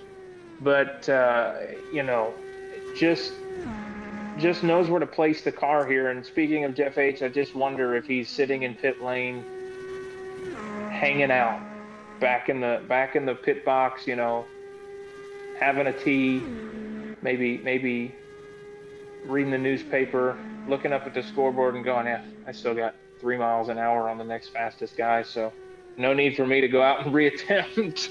Yeah, at what point do you maybe say, let's have it an early night and head to bed? But that was only the second time that was ever posted, and it's one of the quickest times that we've seen, and one of the quickest time that these clocks have clocked. So I don't think that there's a lot of pressure on, but I feel like that could all change fairly quickly. It very well could, especially with the fella on track right now with a 2:29.015 on his first qualifying lap. That is much faster. But he is going to have a big second, a big third, a big fourth if he wants to take the pole from Jeff H. He's going to have to be north of 2:32 for at least 2 of those laps to bring that average higher than 2:31.7. But this is a huge improvement. P5 was his initial position, and he is on track for P2 right now. If he can keep it off the wall, that car is very comfortable on the exit of the corners too. You just see it locks into that middle lane on the exit. 229.7. Yeah, the turn-in looks stellar through turn one, though I'm a bit sort of, what makes me nervous is I don't know how much quicker they're going to be able to go north of what the time they put in, because they're not using up all of the entry. You can see turning in from just about the middle of the circuit, not getting super low into 3. Turn 4, it's a little better, but I wonder if we're going to see on the exit again here. Getting a bit close to the wall, but it's not using absolutely everything. And we'll see. It's still another 229, which is super fast. I feel like the difference between that 229 and a 230 and maybe a 231 is using 100% of the circuit that's available. Though Super Goose does look super comfortable on that line. And I do think it's interesting how just about everybody drops to the middle on the back straight. Whereas in my, albeit limited testing and also not knowing what the heck I was doing, but just happening to go very quickly, I didn't bother doing that at all, and it didn't make any form of difference. I'm pretty sure in lap time it does, but in average speed it doesn't.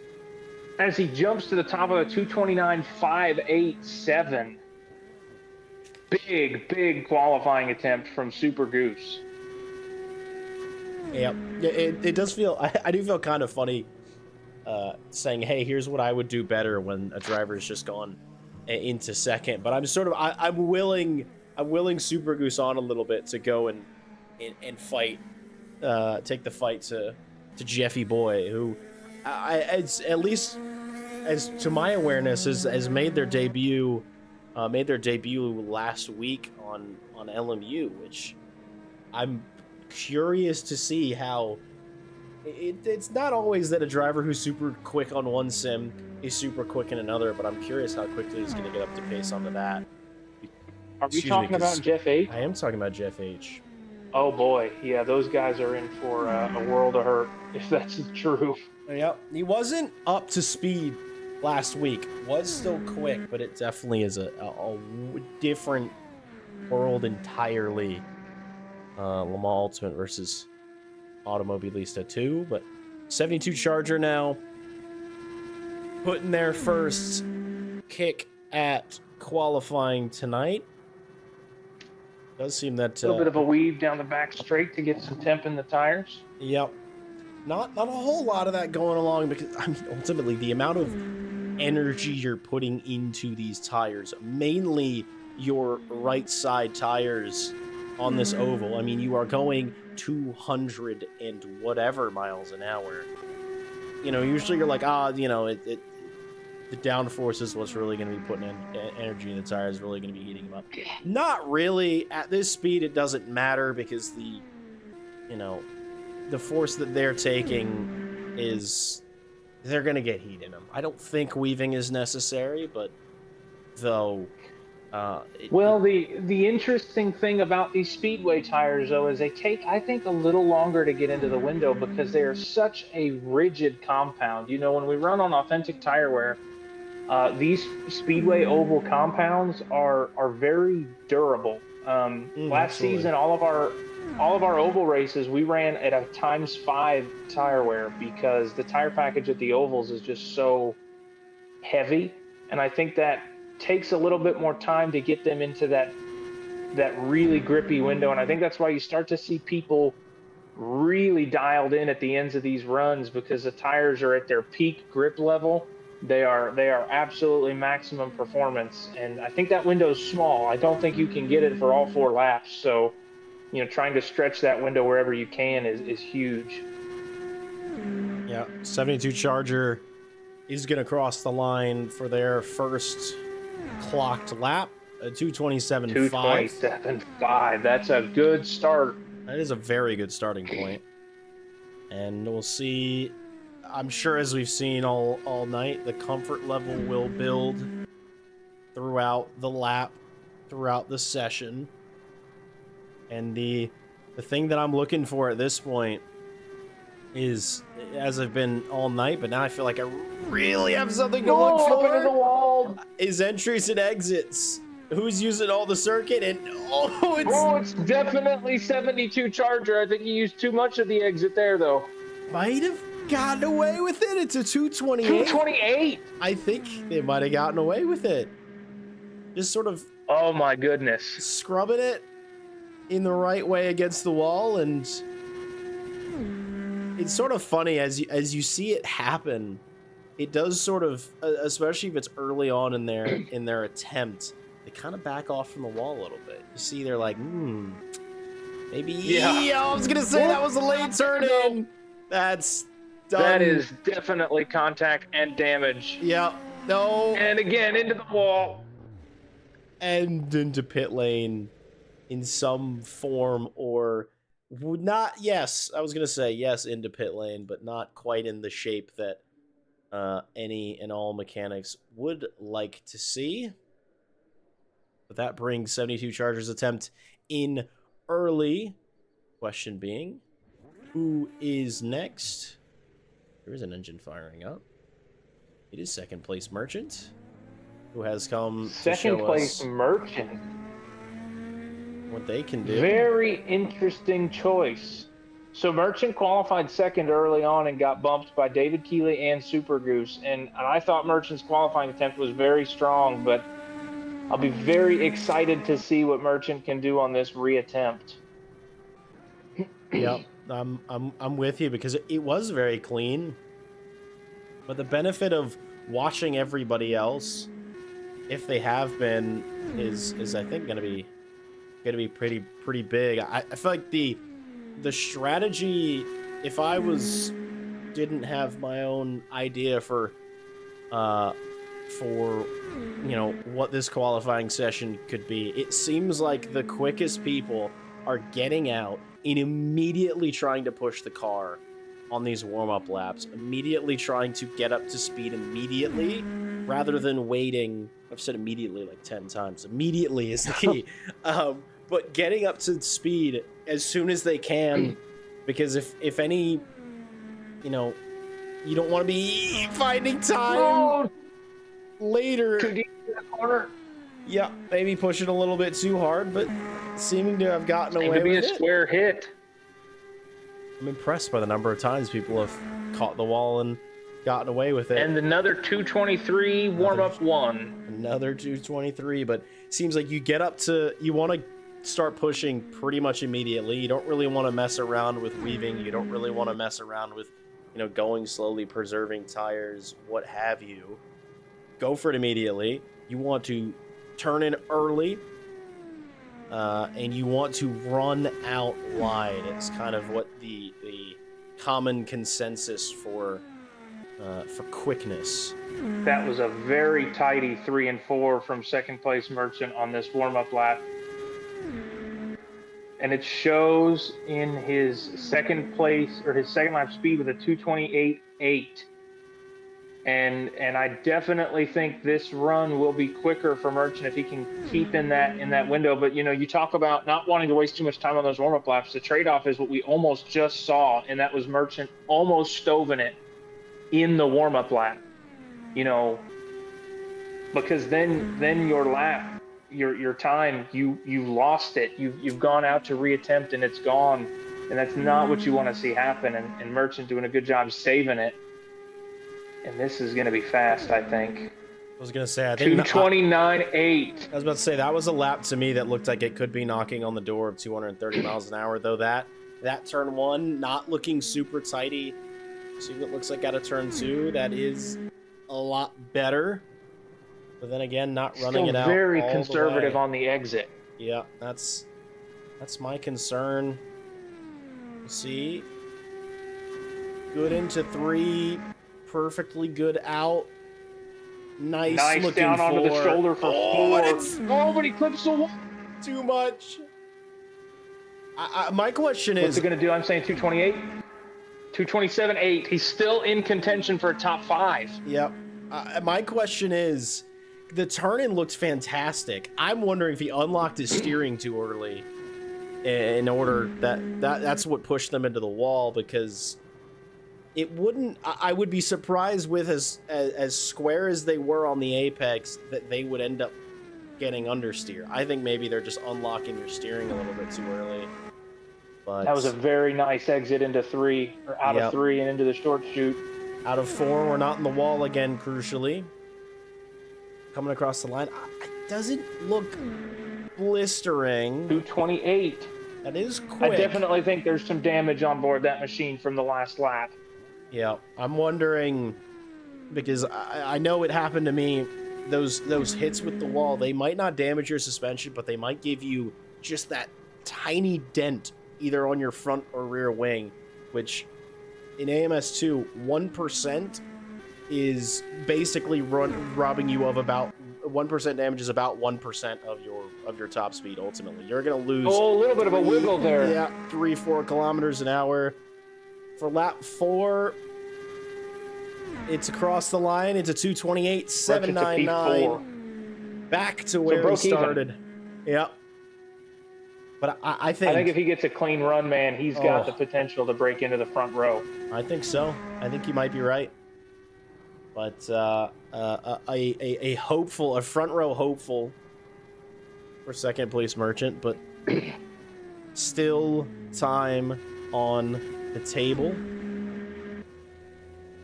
Everything at this point in service of making things interesting. As James Reeser said in the YouTube chat, making things sporty for Jeff H. And not to toot my own horn, but if I gotta get in the car and do it myself, I will do it myself. Will it just be for tonight? Absolutely, because I will not be racing.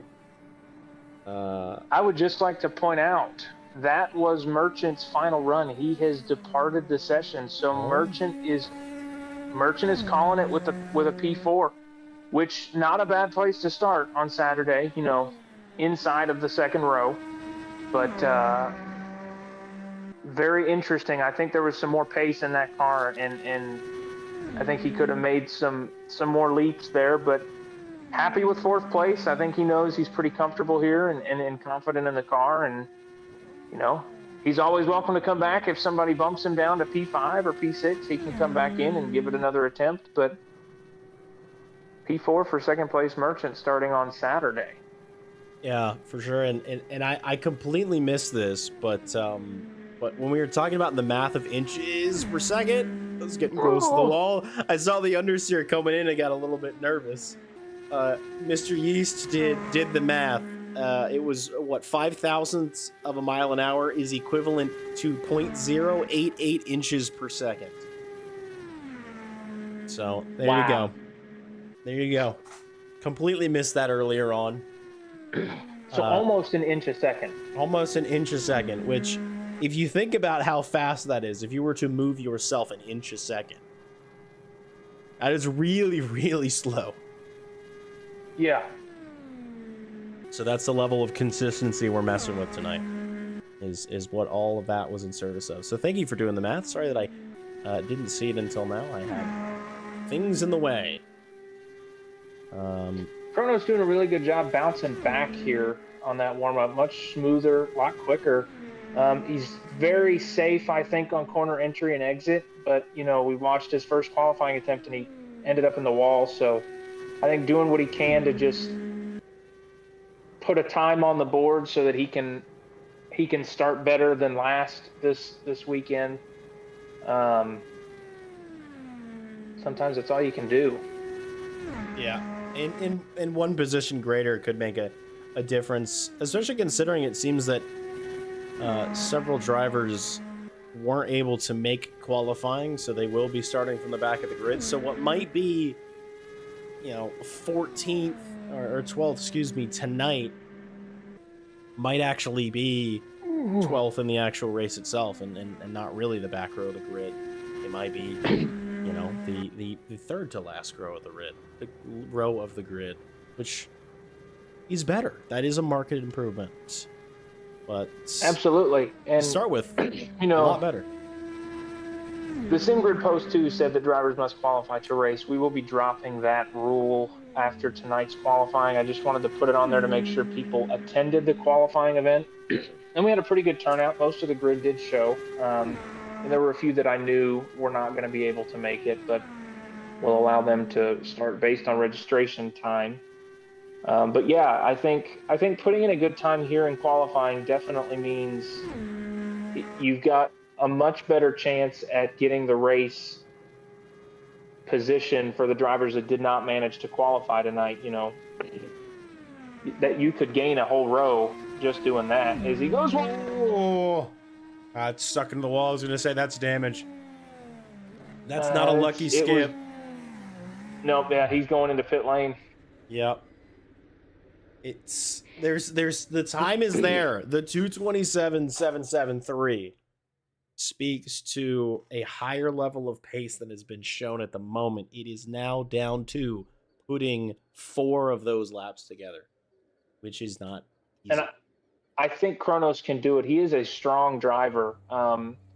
Just trying to find that ability to lock in for 4 laps. It's so tricky to do. And now we get to see Pedro back out on track, who was very quick before. I think Pedro and Pinamike were both drivers I really wanted to watch their qualifying laps, both being capable of putting some massive speed down. And I think Pedro had a great run in his first attempt and just aborted it because I think he was unhappy with either the balance or the speed.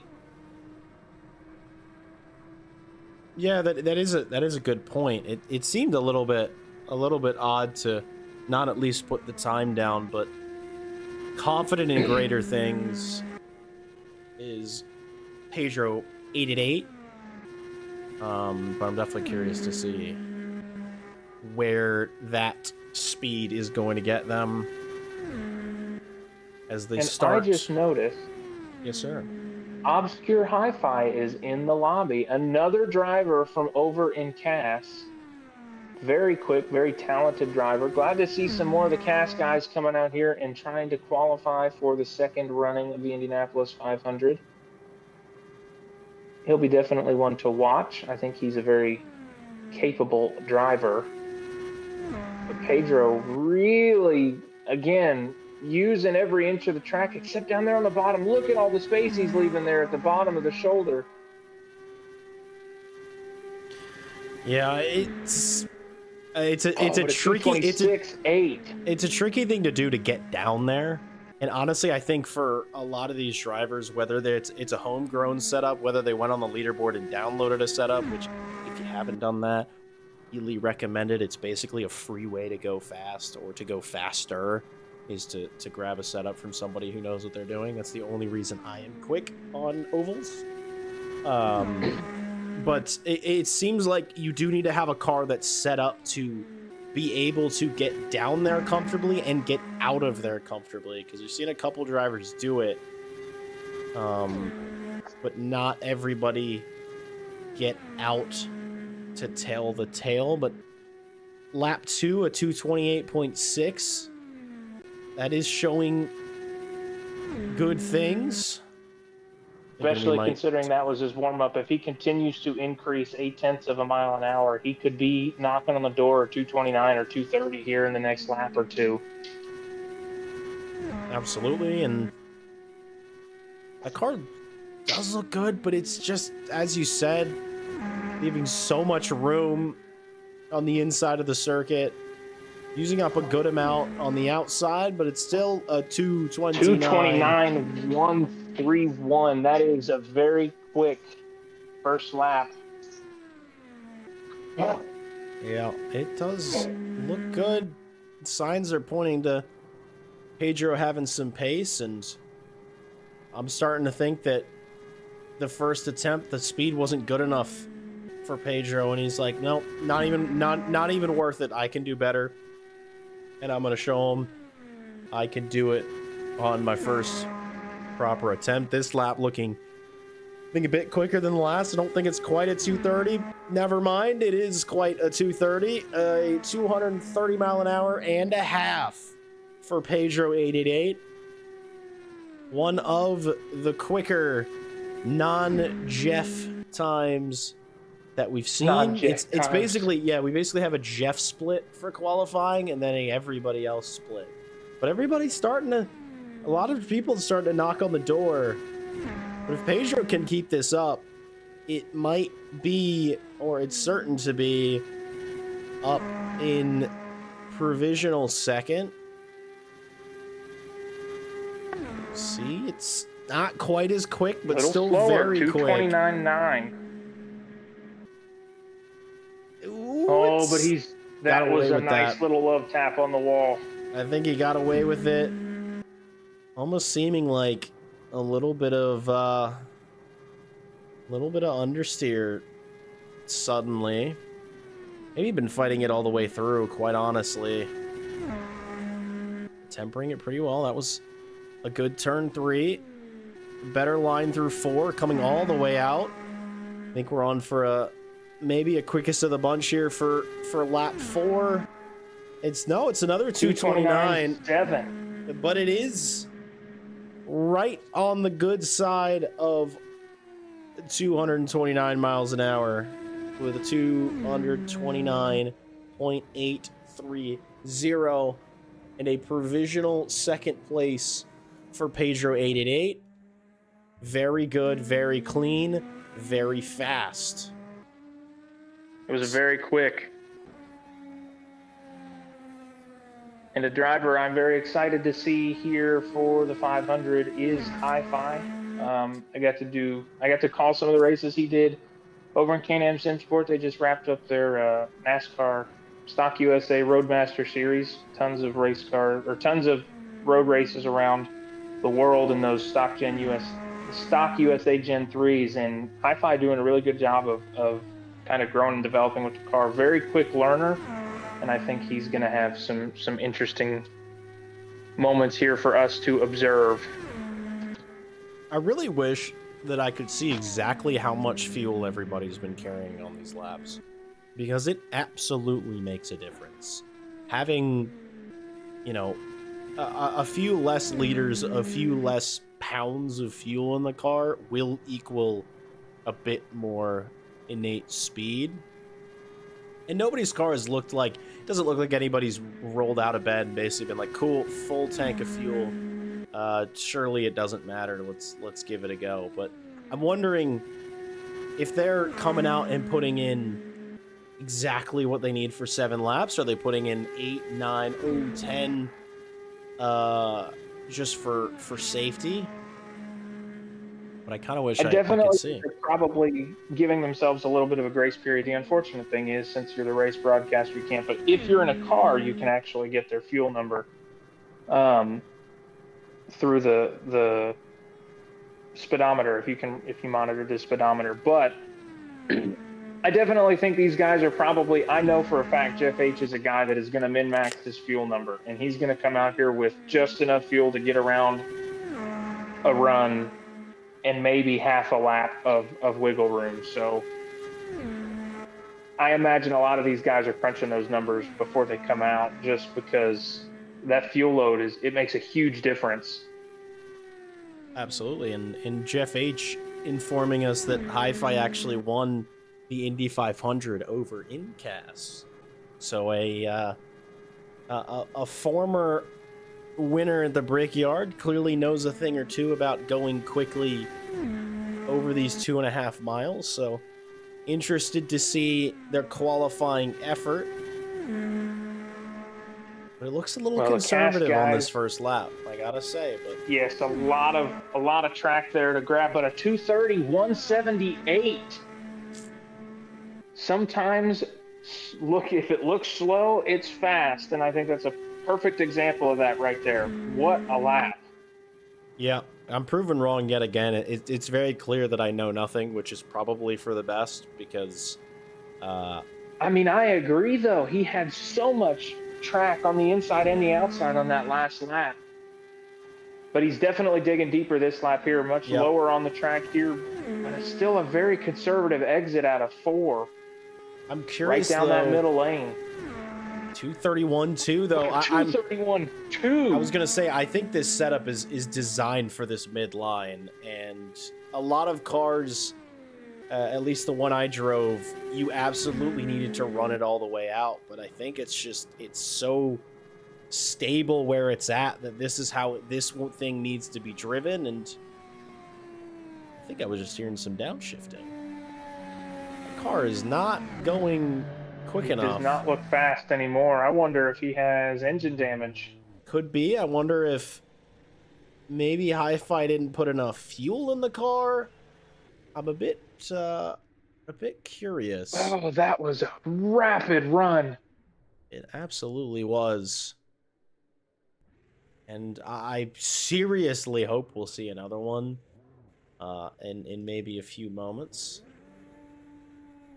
I absolutely think we will. Something Fierce is ready for their second run. The only remaining driver who has yet to put in a lap is Mr. Randy Magruder, who I think is just sort of patiently waiting. Still, And Penamike has not finished a run. That's true. Penamike is also not finished run. And he was absolutely exciting to watch. Yes. Well, that's right. That was one of the accidents. On the edge of our seats for 3 laps in a row. Yep. We'll see if something fierce can do something fast. Right back. I'm going to take a quick bathroom break and get a drink. Please stand by. Enjoy yourself. So I have the ability that even though I am chugging water while broadcasting, I've done this enough to the point where I've developed a extra large bladder specifically during a broadcast. I'm amping myself up for the endurance races that are soon to come as I keep crossing my fingers for June, and then the endurance season will start in Le Mans Ultimate, and then I get to sit and talk for many, many hours at a time, which might sound like I'm being sarcastic, but no, I am genuinely super excited for all of that. Something Fierce, though, getting ready to come through for their warm-up lap 1. Conservative yet again. But it is the warm-up. That is what it comes down to. I'm definitely getting keen to see everybody and the composure of their car, the lines that they're taking. And Hi-Fi, I was going to say, Hi-Fi may be showing that there is more than one way to skin a cat in terms of getting pace out of these cars.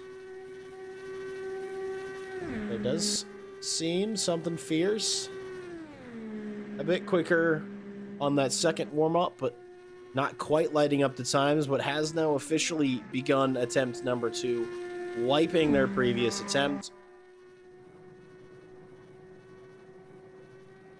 in hopes of bigger and better things in terms of average speed.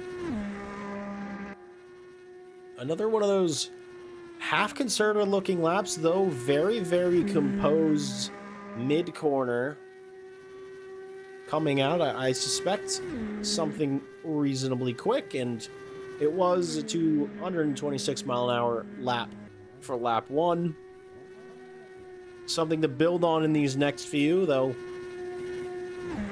If Something Fierce wishes to get up above the top 5, they are going to need to go a heck of a lot quicker to offset that lap time. Looking good. Out of 4 again, not quite using as much circuit as they did last time. It's a 2:28.427. A little bit more like it. This level of progression. You did 2 miles an hour between the first 2. That means I expect a 230 mile an hour lap from you now. And if I don't see it, I might just be a little bit disappointed.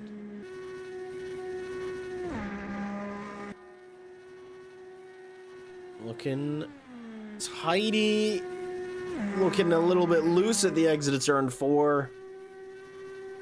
But on the cusp of speed, another 228.5. They're looking like they might be able to step into 6th place as it stands.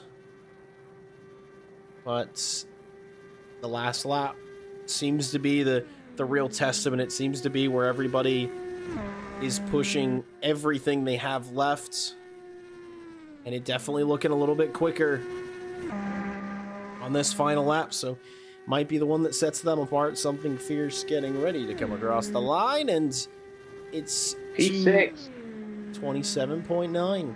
So I'll be honest, do not remember exactly where they were before they dashed this time, but I believe that's at least a position higher. I do think that was an improvement. I want to say he was sitting somewhere around P8, P7 maybe. So definitely an improvement for sure, and very quick. Hi-Fi's ready to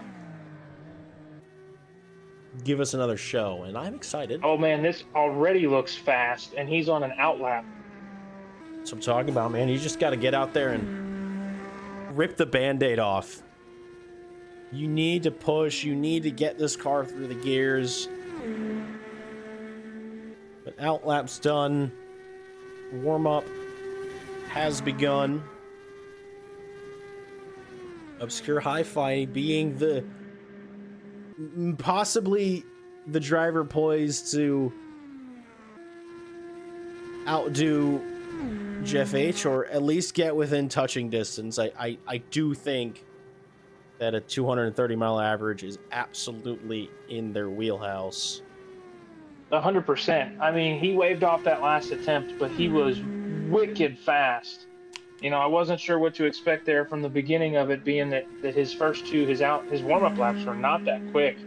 And then he turned the heat up on his first flying lap. And it looks like he is subject to the multi-lap bug. Uh-oh. I do hope that A, somebody gets word to Obscure Hi-Fi, B, Obscure Hi-Fi has an extra lap of fuel.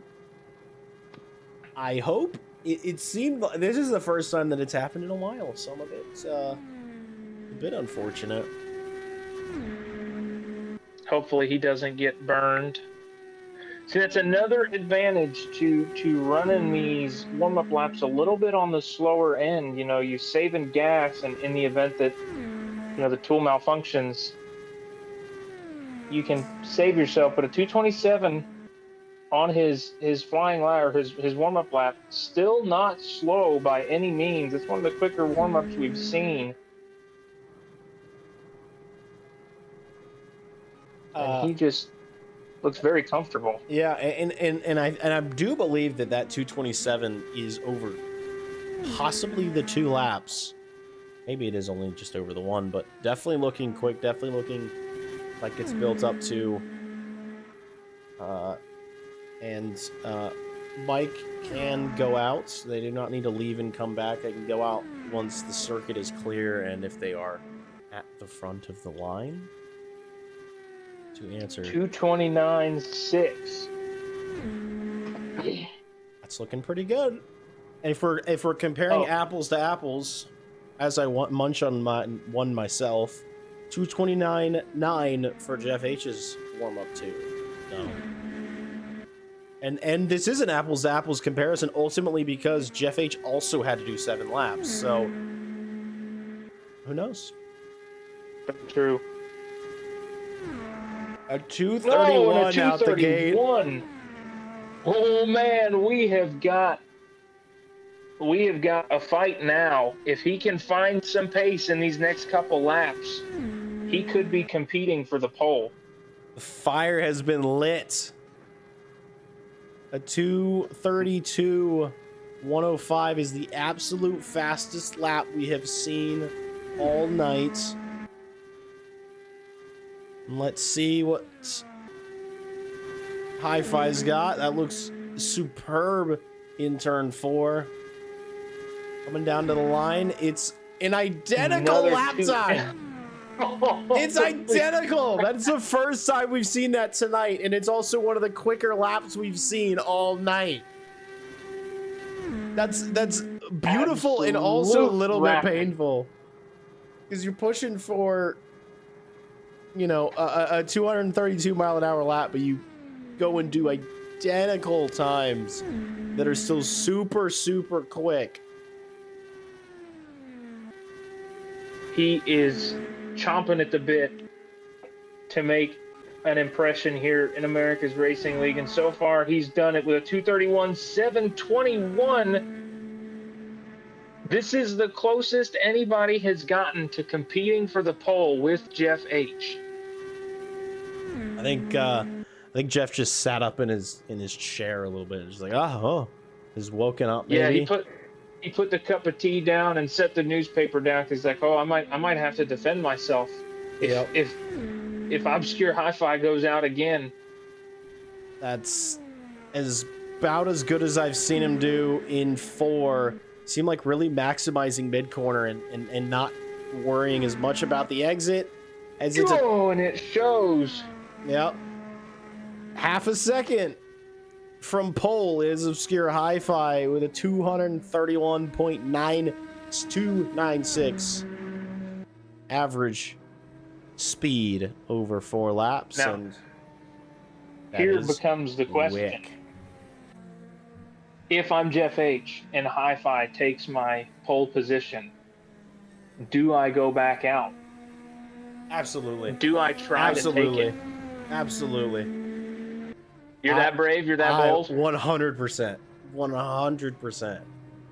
At that, I mean, obviously saying you have nothing to lose at that point is completely false, especially if you're sitting second.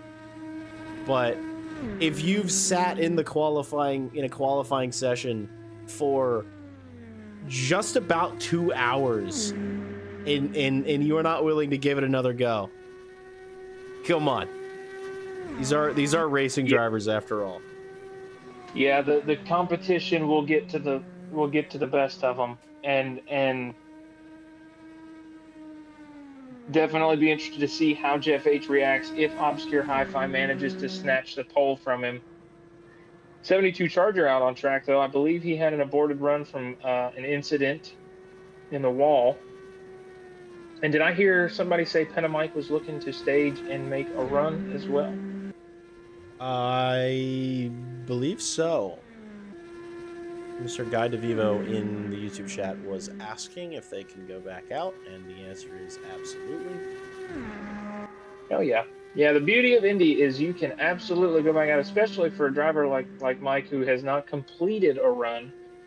Definitely want to get those runs completed. You don't want to start too far down the grid, and I love the fact that qualifying here, you get the opportunity to make multiple attempts and try to improve yourself. And man, the top of the field has suddenly shaken up. Second place Merchant closed his sim down in P4 and has been bumped to P6. That's actually huge, and admittedly, it is rather late in the evening. On the East Coast, Absolutely, it's closer to midnight on a Tuesday night. So I can only imagine that many of these drivers, they have other priorities, and/or they're just tired and are ready to go to bed. But as a result, I was gonna say that was looking good. Same exit. Oh, it's turn 3, man. I'm telling you, it's the trickiest corner. It is deceptive, you know. We mention it every time we're at an oval, right? You know, it's not just 4 corners. It's not 4 left turns. It is 4 distinctive turns that each have their own characteristics. They each have their own personality. They each have their own line. And I stand by it, man. I love Indianapolis Motor Speedway. You know, I hometown bias, of course. It's the closest racetrack to me, but the track itself is so special and it's so unique. And racing it, turns 2 turns 1 and 2, I can take those all day, every day like butter. But 3 and 4, specifically turn 4 for me, such a challenging part of the track. And I don't know what it is that makes those two turns so different, because you look at them and they're all, 11-degree banking or whatever, 9-degree banking, I think. And it's such a flat track, but it's just different. Yeah, I'm not sure if I agree with you on turn 4. I think turn 4 might be the easiest corner. Oh man, I've had many more instances in turn 4 than any other corner in the wall or in the track. But that's me chasing that outside wall. We talked about it earlier, trying to use every bit of your exit track and clipping the wall there. It's so easy to do out of 4 because you've got all the momentum. You see the pagoda, you see the grandstands. You're like, here is the end of the lap. I am gonna push. I struggle a lot with turn 1, especially in this state, in this sense where it is, it's the beginning of your lap. It sort of, for me, it's like I'm setting the stage of whether this is going to be a good lap or not. Put possibly too much of an importance into turn 1, but I end up overdoing it a fair bit. Out of 2, a lot of drivers seem to be getting really close to the wall, but I don't think we've seen any big hits. I believe that just about every big hit we've seen has been either turn 3 or turn 4. Yeah, it's definitely turn 3 and 4 tonight seem to be the biggest struggle points for tonight.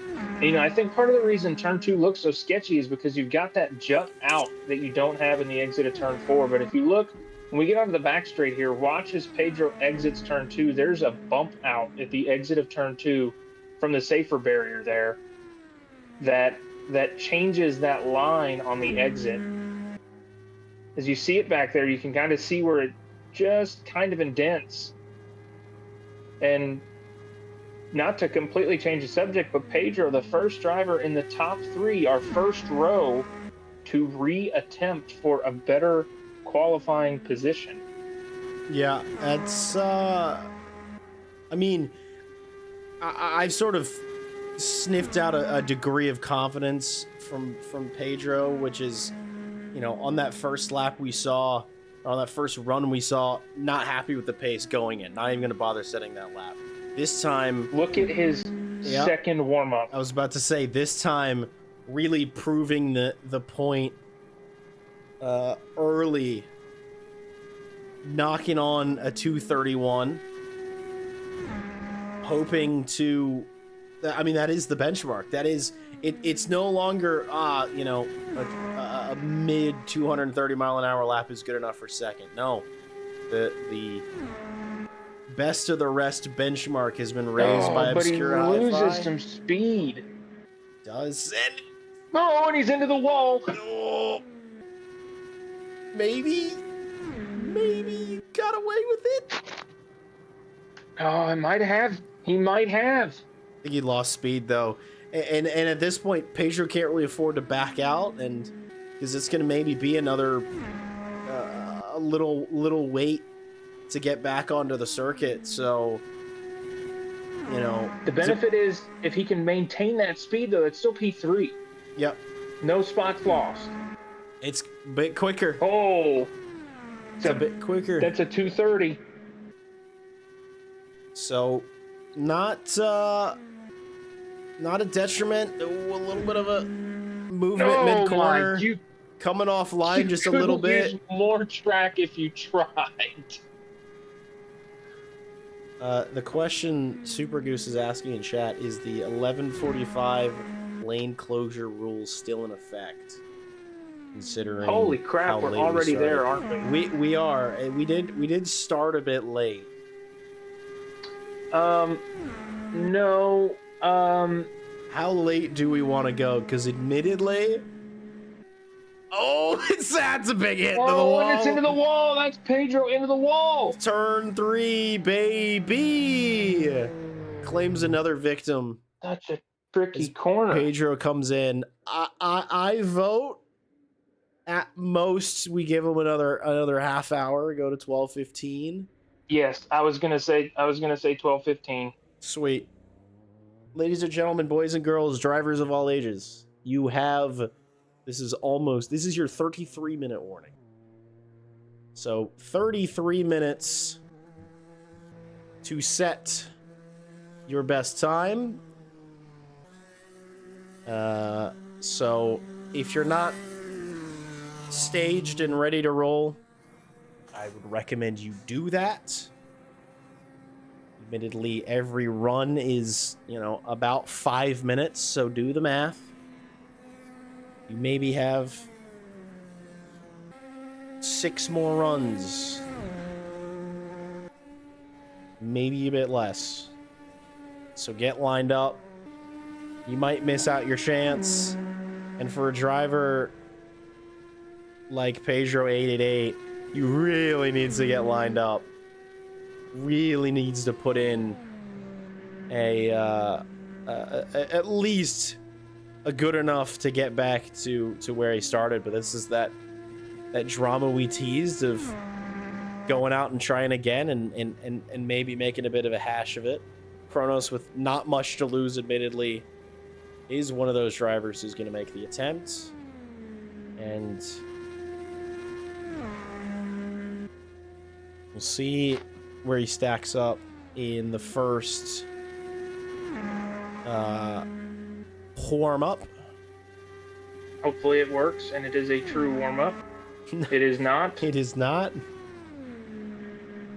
That's okay, though. That is okay. It seems that everybody's had about 7 laps of fuel. It doesn't seem like anybody's really ran out of fuel. Possibly more running out of talent vis-a-vis barrier, turn 3, whatever. Absolutely. I think everybody's just kind of assuming to put an extra lap in the tank. Realistically, I don't know that the extra couple liters of fuel is going to make a world of a difference in your qualifying attempt overall. And truthfully, you're burning it off in that warm-up lap anyways. So when you cross the line, on a lot of these attempts that are bugged, you're still crossing the line with the same amount of fuel. Yep. Ultimately, yeah, it isn't a detriment, though. If it does end up being 6 laps, maybe it is a bit of one. Ultimately, this was something that was fixed as of our testing. Strangely, now it's inconsistent. So if it was consistently wrong, less of an issue, but we're doing the best we can with what we got. And honestly, while we're on the subject, though, I just have to give Randy massive props for putting this tool together, because what a unique thing that we get to do that no other league that I know of is doing. You don't see Indianapolis 500s in AMS2 that are qualifying on 4-lap averages like they do at the actual race. So I just want to shout out Randy, because he put a lot of thought and a lot of care into making this presentable. It looks very nice. It performs very well. We may have had a couple hiccups and hitches here, but functionally it operates very nicely, and I love to see it, as Kronos crossing line with a 228.1, almost a 228.2. Yeah, that's a really good first lap. And I mean, we've sort of spent the last sort of 20 or so minutes talking about 230-mile-an-hour laps, who's gonna get it. But a 228 flat is 6th. That's second row. That's still a very good place to start from. And we'll see if that continues across the line. Not quite, but very Definitely much on the bubble. Over his first attempt. Yes. Oh, absolutely. I mean, P7 and this is a big gain, finding some confidence in the car. And sometimes that's all it takes. When you're going at speeds in excess of 220, 230 miles an hour, confidence is absolutely everything. Being able to believe that the car is not going to go wide and graze the wall. And I think he's just done the right setup changes he needs. Look at that exit of turn 4. That was beautiful. And Yes, a 228.9. Yep. Fastest lap he's put down today. Absolutely. That's back towards the right track. And I mean, after this lap, there's a potential, if it is an upper 229, maybe knocking on the door of a top 5, maybe deposing second place Merchant. But regardless, a little bit of movement. You talk about it. Yeah. In turn 3. Well, yep. I think. Can he make it stick? It makes up to P5 goes Kronos with a 229.9. That's what I was talking about. If it was a quick enough lap, and it was absolutely. So second place Merchant back down to 6th, and if Pedro 888 puts in an equivalent time to the one they did earlier, that may be out of the second row for second place Merchant. But, and we've got Sam Graff out on track now, one of our ARL admins. Glad to see him partaking in this qualifying event. Been doing some good work for us. Races over in the Le Mans Ultimate Series most of the time, but joined us for some of the Formula USA stuff last season. Yes, yeah, it's good to see. I noticed he sort of jumped in pretty late. He was in YouTube chat nice and early, and whatever was going on, found time to jump into the rig and what we could call the 11th hour, getting out there and putting in a lap time. And it sort of it seems that Penamike is doing the same thing, so maybe we're getting that rare occurrence of 2 cars on circuit. I was about to say, this is the tricky time. If you don't have a lap in already, you're running out of time, because now that we've finally put a hard stop, which we haven't had the whole evening. Now that there's that hard stop, I feel like it's putting pressure on drivers, and ultimately, as long as they're not hampering or helping each other on circuit, it's all right. It's all right. Honestly, yeah. So first off, obviously we're not saying go out there and start stacking people up, but if it happens occasionally, we're not going to yell at you for it. We want you all to get your qualifying laps in. But what I was going to say is, Jack, I'm astonished that we've been here as long as we have. It has not felt that long. Admittedly, it hasn't, and I told you that I had some stuff to take care of this evening, and I'm like, it's fine, I'll do it tomorrow. Because I've been enjoying myself. I've actually been enjoying myself, admittedly, more than I was anticipating. I mean, I am a guy who really likes data and really likes the nitty-gritty and the extraordinarily fine margins that you find in motorsport, and well, finer margins come to a head when you are talking about, inches per second, as we've now decided is a new margin in motorsport, and it's been great. And the margin of cars coming close to the wall are very fine as well. But it seems the Sam Graff is off to a reasonable start, it looks like, on this first lap.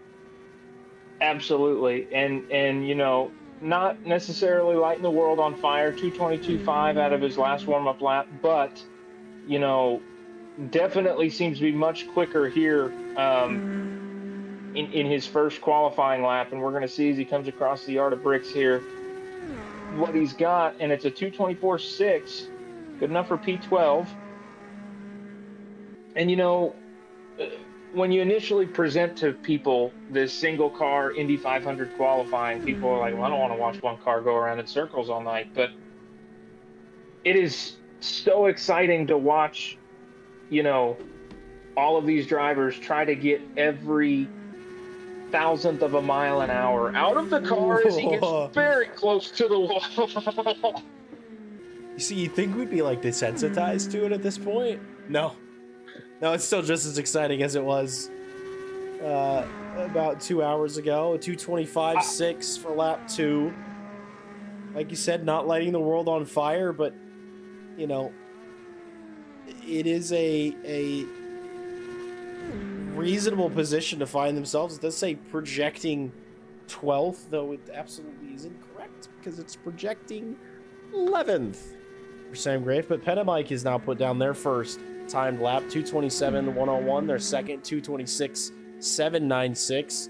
So they're looking like they might be reaching a few rungs higher in qualifying. But Spamuel lap 2, it's still building up, still getting quicker, reaching further and further into that further. Yeah, I mean, he's finding pace every single time, and you know, I've seen that a lot in a lot of these guys' first attempts. They'll go out and they'll kind of cruise around for their out lap and their warm ups, and then they put the hammer down in their first qualifying lap, and they get faster and faster each time as he gets very close to the wall again. Oh my Lord, I'm not even driving the car and I'm getting all puckered up. It's insane. Oh, it's beautiful. Sam Grave comes across the line. It is going to be 11th. E11. Last lap, quickest lap. So if they can get back onto circuit again, there is an opportunity for improvement. It's the first. I was gonna say the first time we've actually seen it tonight. I'm actually kind of glad that everybody seemed to have listened to my warning. But the ghost car is getting ready. Is it going to be 8th? Is it going to be a little bit higher than 8th? It will be. P7 with a 2:30.4 as his final lap, average of 2:28.482. Everybody's going pretty quick. Drivers are really starting to amp up the pace, as it seems that Matty Ice is. It feels like it's been. It feels like it's been a while since we've seen him, but I don't even remember how long ago it was. It could have been 10 minutes ago. It's been a minute, but coming to better what was, I think, the third fastest time, but has now become the second, or excuse me, it was the third slowest time, but has now been bumped down many a position. I think it was 6th at some point, but is now just a skosh lower than that. I've got to say, I'm absolutely pleasantly surprised at the qualifying turnout tonight. You know, I know we told people they had to show up to qualifying, and you know, you always say that, but I always notice that there tends to be a drop off in attendance no matter what. But everybody showed up, everybody doing a great job, and everybody's sticking with it. I honestly, Jack, I expected we'd have 3 or 4 cars in here at a time. They'd pop in, they'd make a run, they'd leave. Then another one would come in, pop in, make a run, and leave. But people are sticking in it. They're waiting, they're watching, they're coming back out on track, they're trying to reattempt, and it's been a blast to watch. Yeah, we've had 17 of the 19 that are currently signed up, though I think we maybe have had one more. We are up to 20, so 17 out of 20 so far that have driven, and one I know why they're not here, because it's you and internet. Yes. But still not up. That is super frustrating. But it does seem that I'm looking through the sign up list right now, and just about everybody is here, though not everybody's set a valid time yet. The likes of 72 Charger and Pedro 888 haven't. Well, Pedro 888 did set a valid time, but he had an incident on his reattempt. That is very, very true. Very costly incident. But Matty Ice doing a really good job already out of the gate, 2:27 on his second warm-up lap, and looks pretty tidy coming down the backstretch into 4 and into the short chute. Yeah. Matt struggled a lot in that back short chute there in the private test that we did, but he seems to be a lot more confident tonight in not getting into the wall there. I think everybody who we've seen come out after sort of a while of sitting in pit lane, and whether it's just watching other drivers, whether it's speaking to everybody inside of the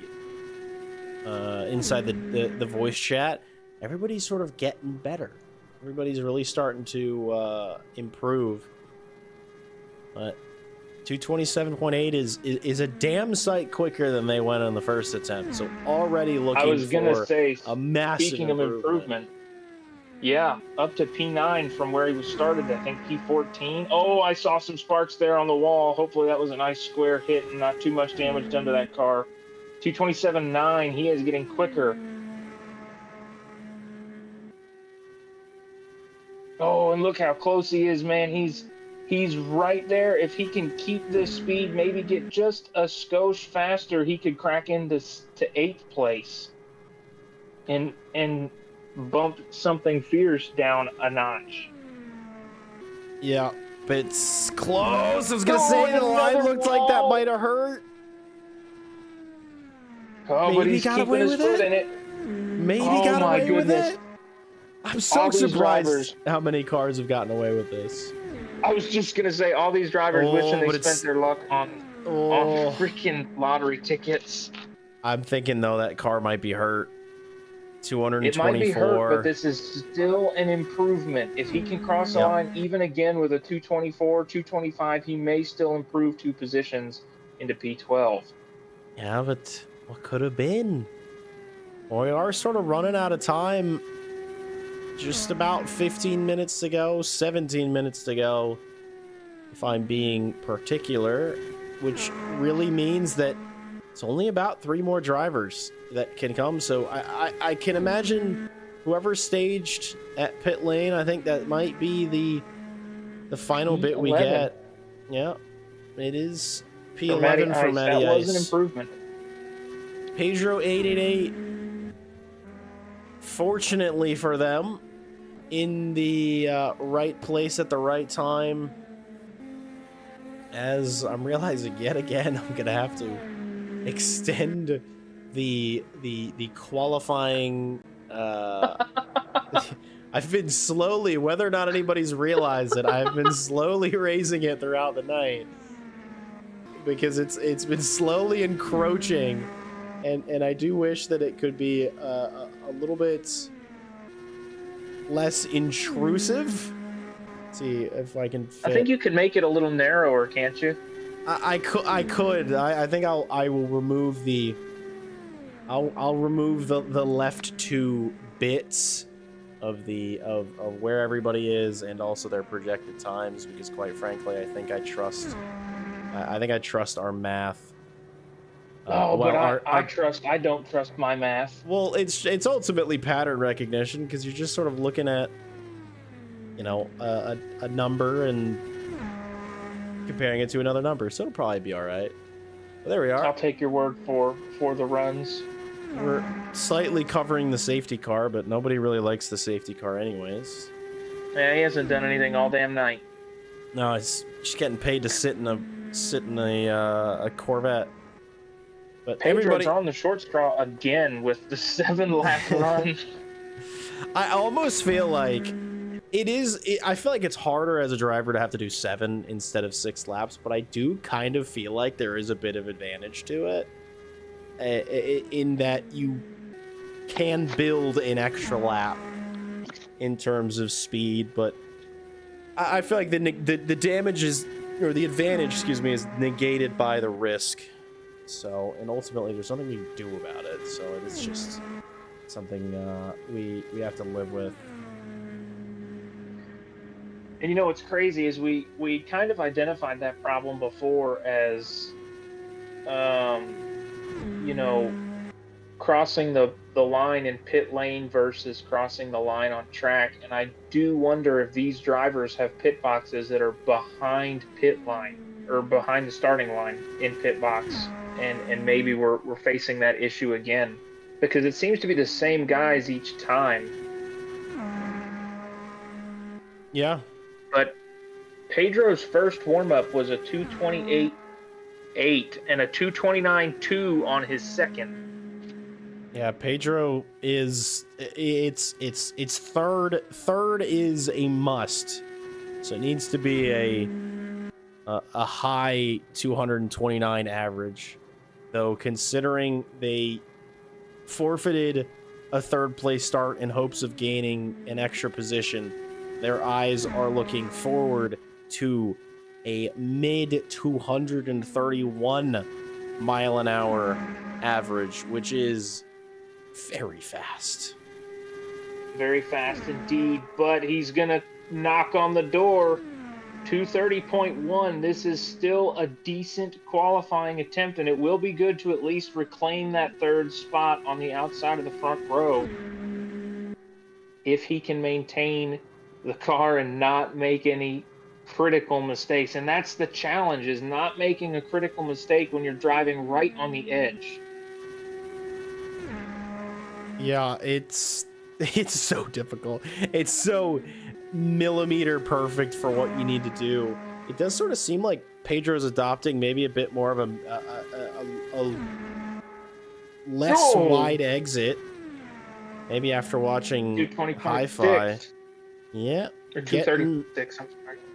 Getting assuredly back into a position to reclaim third. And honestly, at the moment, putting in a good enough time that if I were Super Goose, I'd maybe thinking, I have to find a full mile an hour. That's kind of scary. I think I'm happy where I am. So, at the very least, not going to putting themselves in a safer opportunity. Is it going to be a 31? It's a 31-7. He still has an opportunity. If this is an absolute flyer, he has an opportunity to take P2 from up. Oh no! Oh no! He didn't realize that it was 7 laps and came in on the 6th. I don't think he came in. I think he ran out of fuel. Oh, he also might have ran out of fuel because it was starting to He was starting to downshift and pulled over. Oh no! Ah, now that's Oh God, that's really unfortunate. But he might get the opportunity to go back out. 72 Charger still hasn't completed a run. I believe he's in the lobby here still. Yep. I don't see anybody departing for an outlap. I hear somebody departing. Oh, it is David Keeley, our P2 driver, has yielded. Oh my goodness. Or no, not P2, P4. P4 has yielded the inside of row 2. Now these front runners are like, okay, nobody else wants to go out and make an attempt. Let's see if I can knock somebody down a peg. I can confirm, I did just hear from Randy that Pedro was aware that it was supposed to be that they should have ran 7 laps and that they needed 7 laps of fuel. So maybe a bit of a misjudgment in the moment, but it does sound like they were aware of what was happening. So I do hope that they get back in line and can get back on circuit, because that would be really unfortunate to think and be timed to have third place in the bag, but go home with nothing. Here's the thing too, realistically, he doesn't have to start the run in the next 12 or 15 minutes. He just needs to be staged. He needs to be in line and ready to go, because that's where we're going to cut off. Once 12:15 hits, no more staging cars. You are in the line or you're not. So if he can at least get the car situated, everything sorted out, depart the box and stage, he'll be okay and he can get another run. But at that point, then you have to run the gamble. Do you run a conservative attempt, or do you just give it everything you got and gamble, because you want the starting position? So, mired all the way down in P17 right now. Even if you qualified P5 with a much more safe attempt, that's still 12 positions better than where he's looking to start right now. So it just probably becomes a gamble on what you want to do.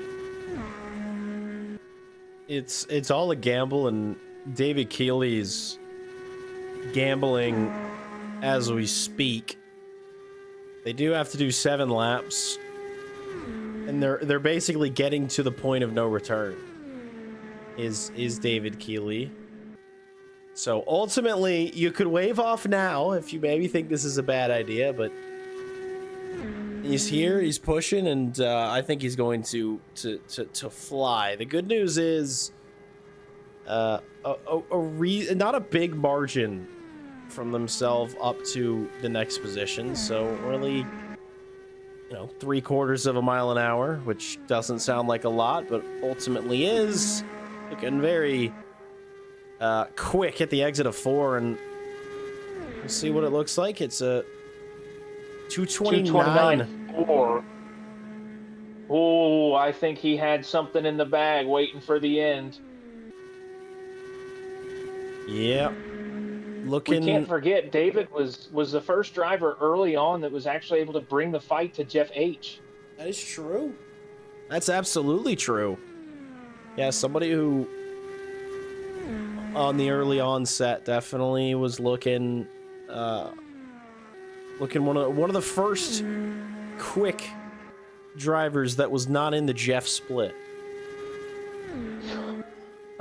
But his first qualifying lap is a 2:30.2.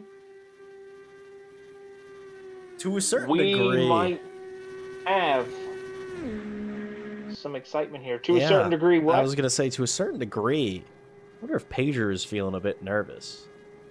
Because, you can easily hit the time for third, but it looks like the benchmark for the front row is about to be moved a bit. So, yes, if that last run's going to be a bit conservative, it may be only good for fourth. Because David Keeley right now is moving. Another 230 mile an hour lap. Slated to slot into third. We'll need to find a position better, I believe. 2 positions. Yeah, absolutely a position better. You see, I don't trust my math either. It could be that it's past my bedtime and my brain is in low power mode, but no, there's universe where second is here, though. I think these next 2 laps are going to need to be 232 mile an hour laps, which would be something to see, but it is a bit quicker, though. He's getting quicker each time. Yeah, he's a really good laps. Each time he's going a chunk faster, and the thing is that car looks planted. It doesn't look uncomfortable to drive. That is a rocket ship under him right now. All the confidence in the world, and he's got it. Definitely a very strong race car right now. Yep. See, one more corner between Keeley and a bit of glory. How much quicker? Will it be a step into the 231 club? It is not, but it is a step onto the front row. Sam Grafe, immediately, as soon as the line was crossed, I am not wasting any time. I am getting out for another attempt. After watching a lot of drivers hit 230, thinking, maybe I want a piece of that glory for myself. Like the starting point for this lap sort of should be about 226 miles an hour, given what we saw in the first run. But, absolutely. I mean, you're going to have to come out swinging now to be competing for the front row, even getting close to getting to compete for the front 2 rows. You know, the benchmark for the second row is still 228.6, and we're starting to see drivers struggle, I think, pushing just too hard to get clean runs at all. So, yeah, I mean, we have got some absolute massive amounts of speed on the front, and if you want to be competing for that, you've got to have some big laps very early. It does seem that that's what's separating the wheat from the chaff at the moment, is those big laps early. You'll see the earliest of the laps isn't big. 2:12.4. In fairness to Sam, whoa, a little bit of a wiggle there out of 2. In fairness to Sam, right about now is where you want to start turning the heat up on your second lap. That's really going to be, I think, the best indicator of a healthy run Started P13 before he reattempted. That was very Almost. good. Maybe a little bit too hard. In 3, turn 4, tidy, look at that not exit. supremely quick, but yeah, no, I think the exit to start the run was very good. 228.7. That is Big improvement over his last qualifying attempt. That's huge. So we could be looking at a second row, or excuse me, third row start for the Spamuel, who is in fact running. This is the car that I drove way back when, a million years ago. In the season off 0. the history books. Season 0. Season 0. Yeah, dashed from the records. Oh, that That's was fast. really fast. 231. Where'd he find all of this speed? I mean, it was walking pace in the first lap compared to this. Oh, but but I was gonna say he hit the shoulder, and that's the biggest crash we've seen all night. Oh, Sam Grave my is the God. first to knock off a wheel and a wing. That's the danger of hitting the shoulder. Oh, That was looking so fast. in theory, if he gets into that, if he gets staged now, he can go. He can go, yes. If he gets staged now, he can go. Pedro back out on an attempt. Yeah, I think I'm a bit I was gonna say it's a bit unfortunate for 72 Charger, who was here but waved off both attempts and ultimately is going to start from the back because, well, roads close. Well, will be in about 30 seconds, and they aren't here. So came in, showed up, ran some laps, some quick laps, but wasn't able to put together a full set of 4. So what I take away from that is the pace is there for Charger to be competitive. He had a couple incidents in the qualifying where, just up and into the wall or grazing the wall just a little too hard and breaking a toe link or knocking some aero damage down. But if he can keep it clean in the race, the pace is there to be up there with the top 5, top 10 drivers. So, if he can put together a good strategy on race day and have a good race, I still think there's a potential to recover from that. Because realistically, while the qualifying is so fun and unique here at Indy, fastest 4-lap average doesn't decide the winner on race day by any stretch of the means. Indianapolis chooses its winners. Yeah, I would say it's the fastest average lap over 200 laps, but not even that. There's almost certainly to be some cautions. There's almost certain to be some gains and losses in pit lane in terms of strategy. So you could be the fastest driver. You could be, the one with the most pace for most of the race, but say you get unlucky, say you make a mistake, and all of that is lost. Getting real cozy with the wall through turn 1 there is Pedro, and First warm-up was a 228, though.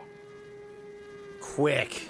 I don't think he's holding back. I don't think he is, but I really, really, really hope that Pedro has enough fuel for 7 laps and just keeps driving around until somebody tells him to stop. So I want to see what he can do. 229.5. This is going to be a fast qualifying attempt, I think. Pedro wants his 3rd position back, but as you mentioned earlier, David Keeley moving that goalpost on him. Now he's got to crack into the 230s, well into the 230s, to take that outside lane in the first row on Saturday. Yeah, absolutely. David Gossett, you'll like this. in the YouTube chat just said, "Love how even virtually Indy qualifying brings the drama." It did. It took a bit for us to get here, but now we've really started to see a bit of late drama. 229.1. It's very quick, but not as quick as we've seen from Pedro. And I think you might have been right where he's maybe taking it a bit conservative at this point. Yeah, just trying to put some laps together that are fast but not dangerous. You want to qualify. You want to be out on the grid very tighty and wide through the exit of 3, though. I don't know. You see an exit like that, and you wonder if maybe he is saving it or if he's just been a little slower. 229.4, definitely not his fastest qualifying attempt at all, but still going to be good for P5, I believe. Yeah, but that, you know, after 4 attempts, it would be unfortunate to go home with that. But after all, this is it. This is Pedro's absolute last attempt. So there has to be a certain measured approach to it, and I think we're getting that. But then again, you can't go too slow because you might not even get what you had earlier on. See, this time there's a 230 mile an hour lap, and this last one has to be at least that quick, if not a little bit quicker, in order to hit Super Goose and start at the front of the second row. And you wonder if maybe he's waiting, maybe he's just biding his time and putting together that really big lap at the end where the fuel tank's going to be at its lowest, the car's going to be at its hottest, the tires are going to be as grippy as they're going to get, trying to put together that big lap at the end. And I think we'll see whether or not that is what he's doing. 230.654. He does bump Super Goose down to P5. Pedro recovers nicely to P4. Exactly what Pedro needed. Exactly what he needed to do. After going too far too many times, 100% what needed to be done. And in something else I'd like to point out that I find super interesting is if you look at the, in terms of fastest laps, David Keeley and Sam Grave have quicker laps. Well, I guess Sam Grave has a quicker lap than his actual position, and David Keeley has a slower fastest lap than Pedro. So it isn't about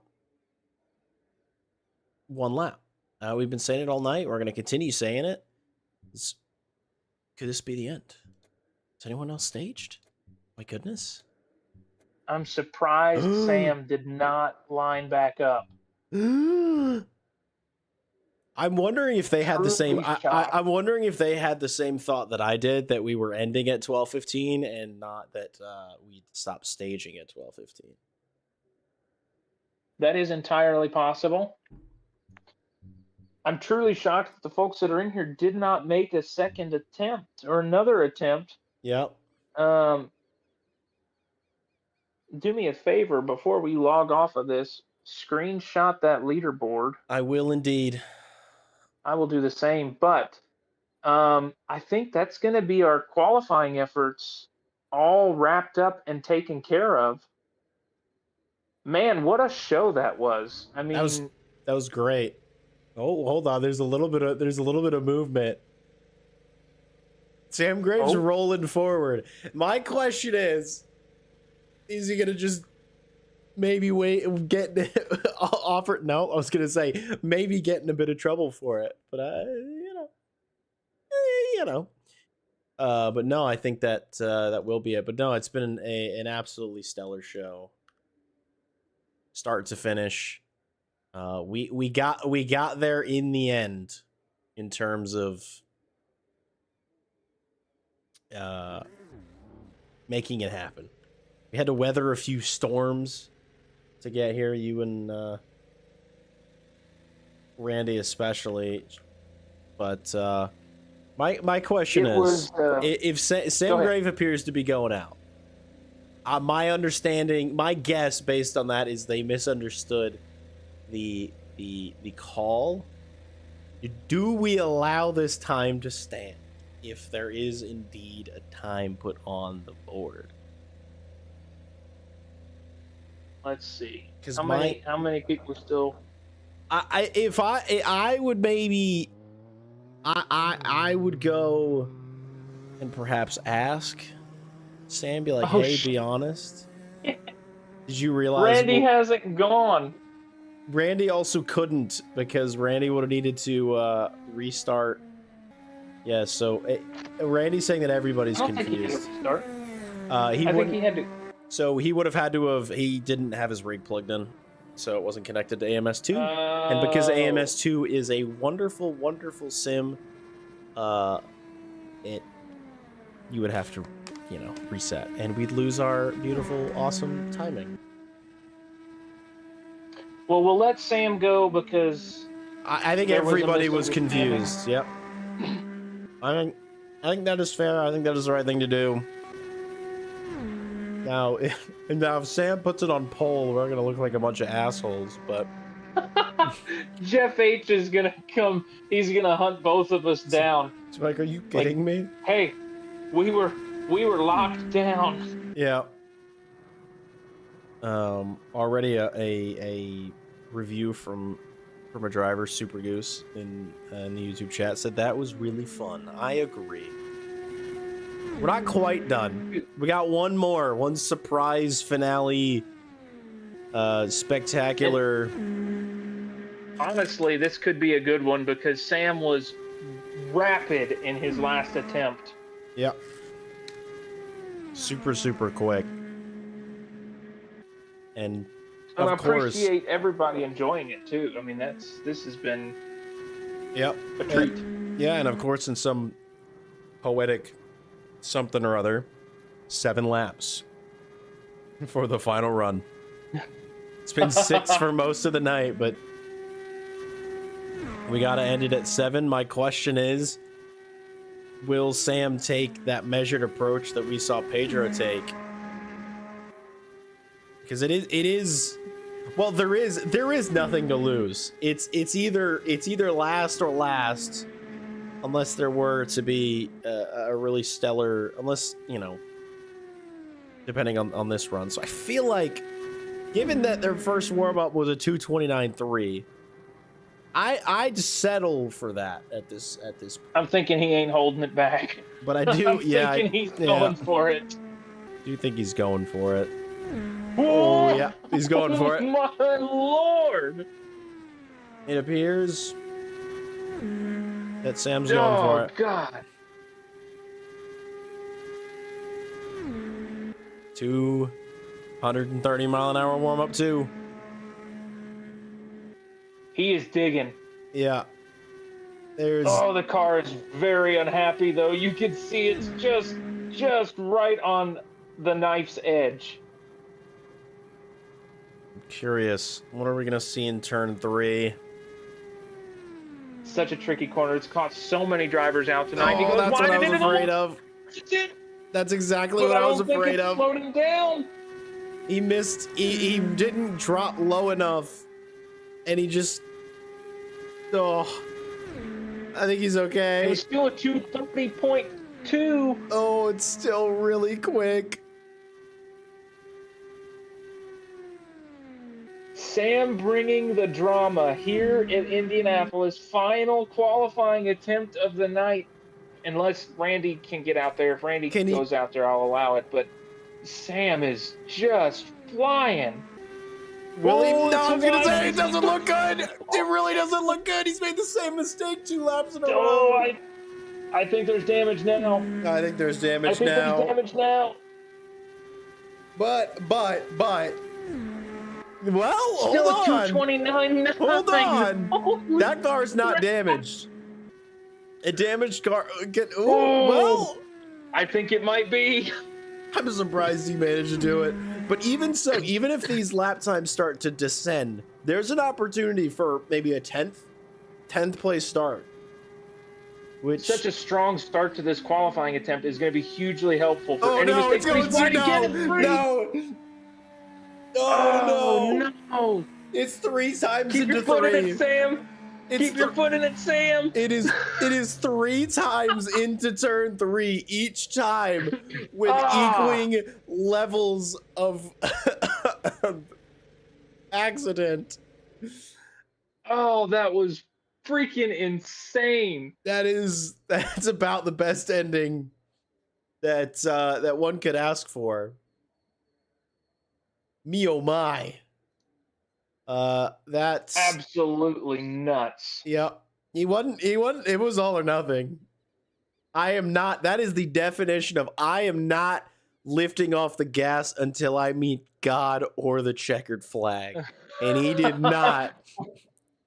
He didn't meet either. He met good old Barry R. He met my good longtime friend Barry R. But no, that's that as all said and done will be the results for qualifying with Jeff H on pole. I almost feel a little bad for him. He went out there, put in is a really good result and didn't really have to do anything, but still stayed the whole time. Is still in the session, mind you. Obscure Hi-Fi getting very close within half a second in the late stages. David Keeley forfeiting a 5th place start or 4th place start in order to jump up to 3rd. Pedro 888, 3 attempts and only 1 sticking. Had to back off a little bit. Maybe could go a little bit quicker. I think one to watch in the race. Super Goose as well. A late bloomer. A lot of late bloomers here tonight. Starting 5th. Kronos starts 6th. 2nd place Merchant. Not showing up early, doing a good lap, feeling comfy, being like, all right, what we're sitting 3rd. What, how bad could it be? Gonna wake up tomorrow morning, realize that they're starting 7th. So that's gonna be a bit of a tougher pill to swallow.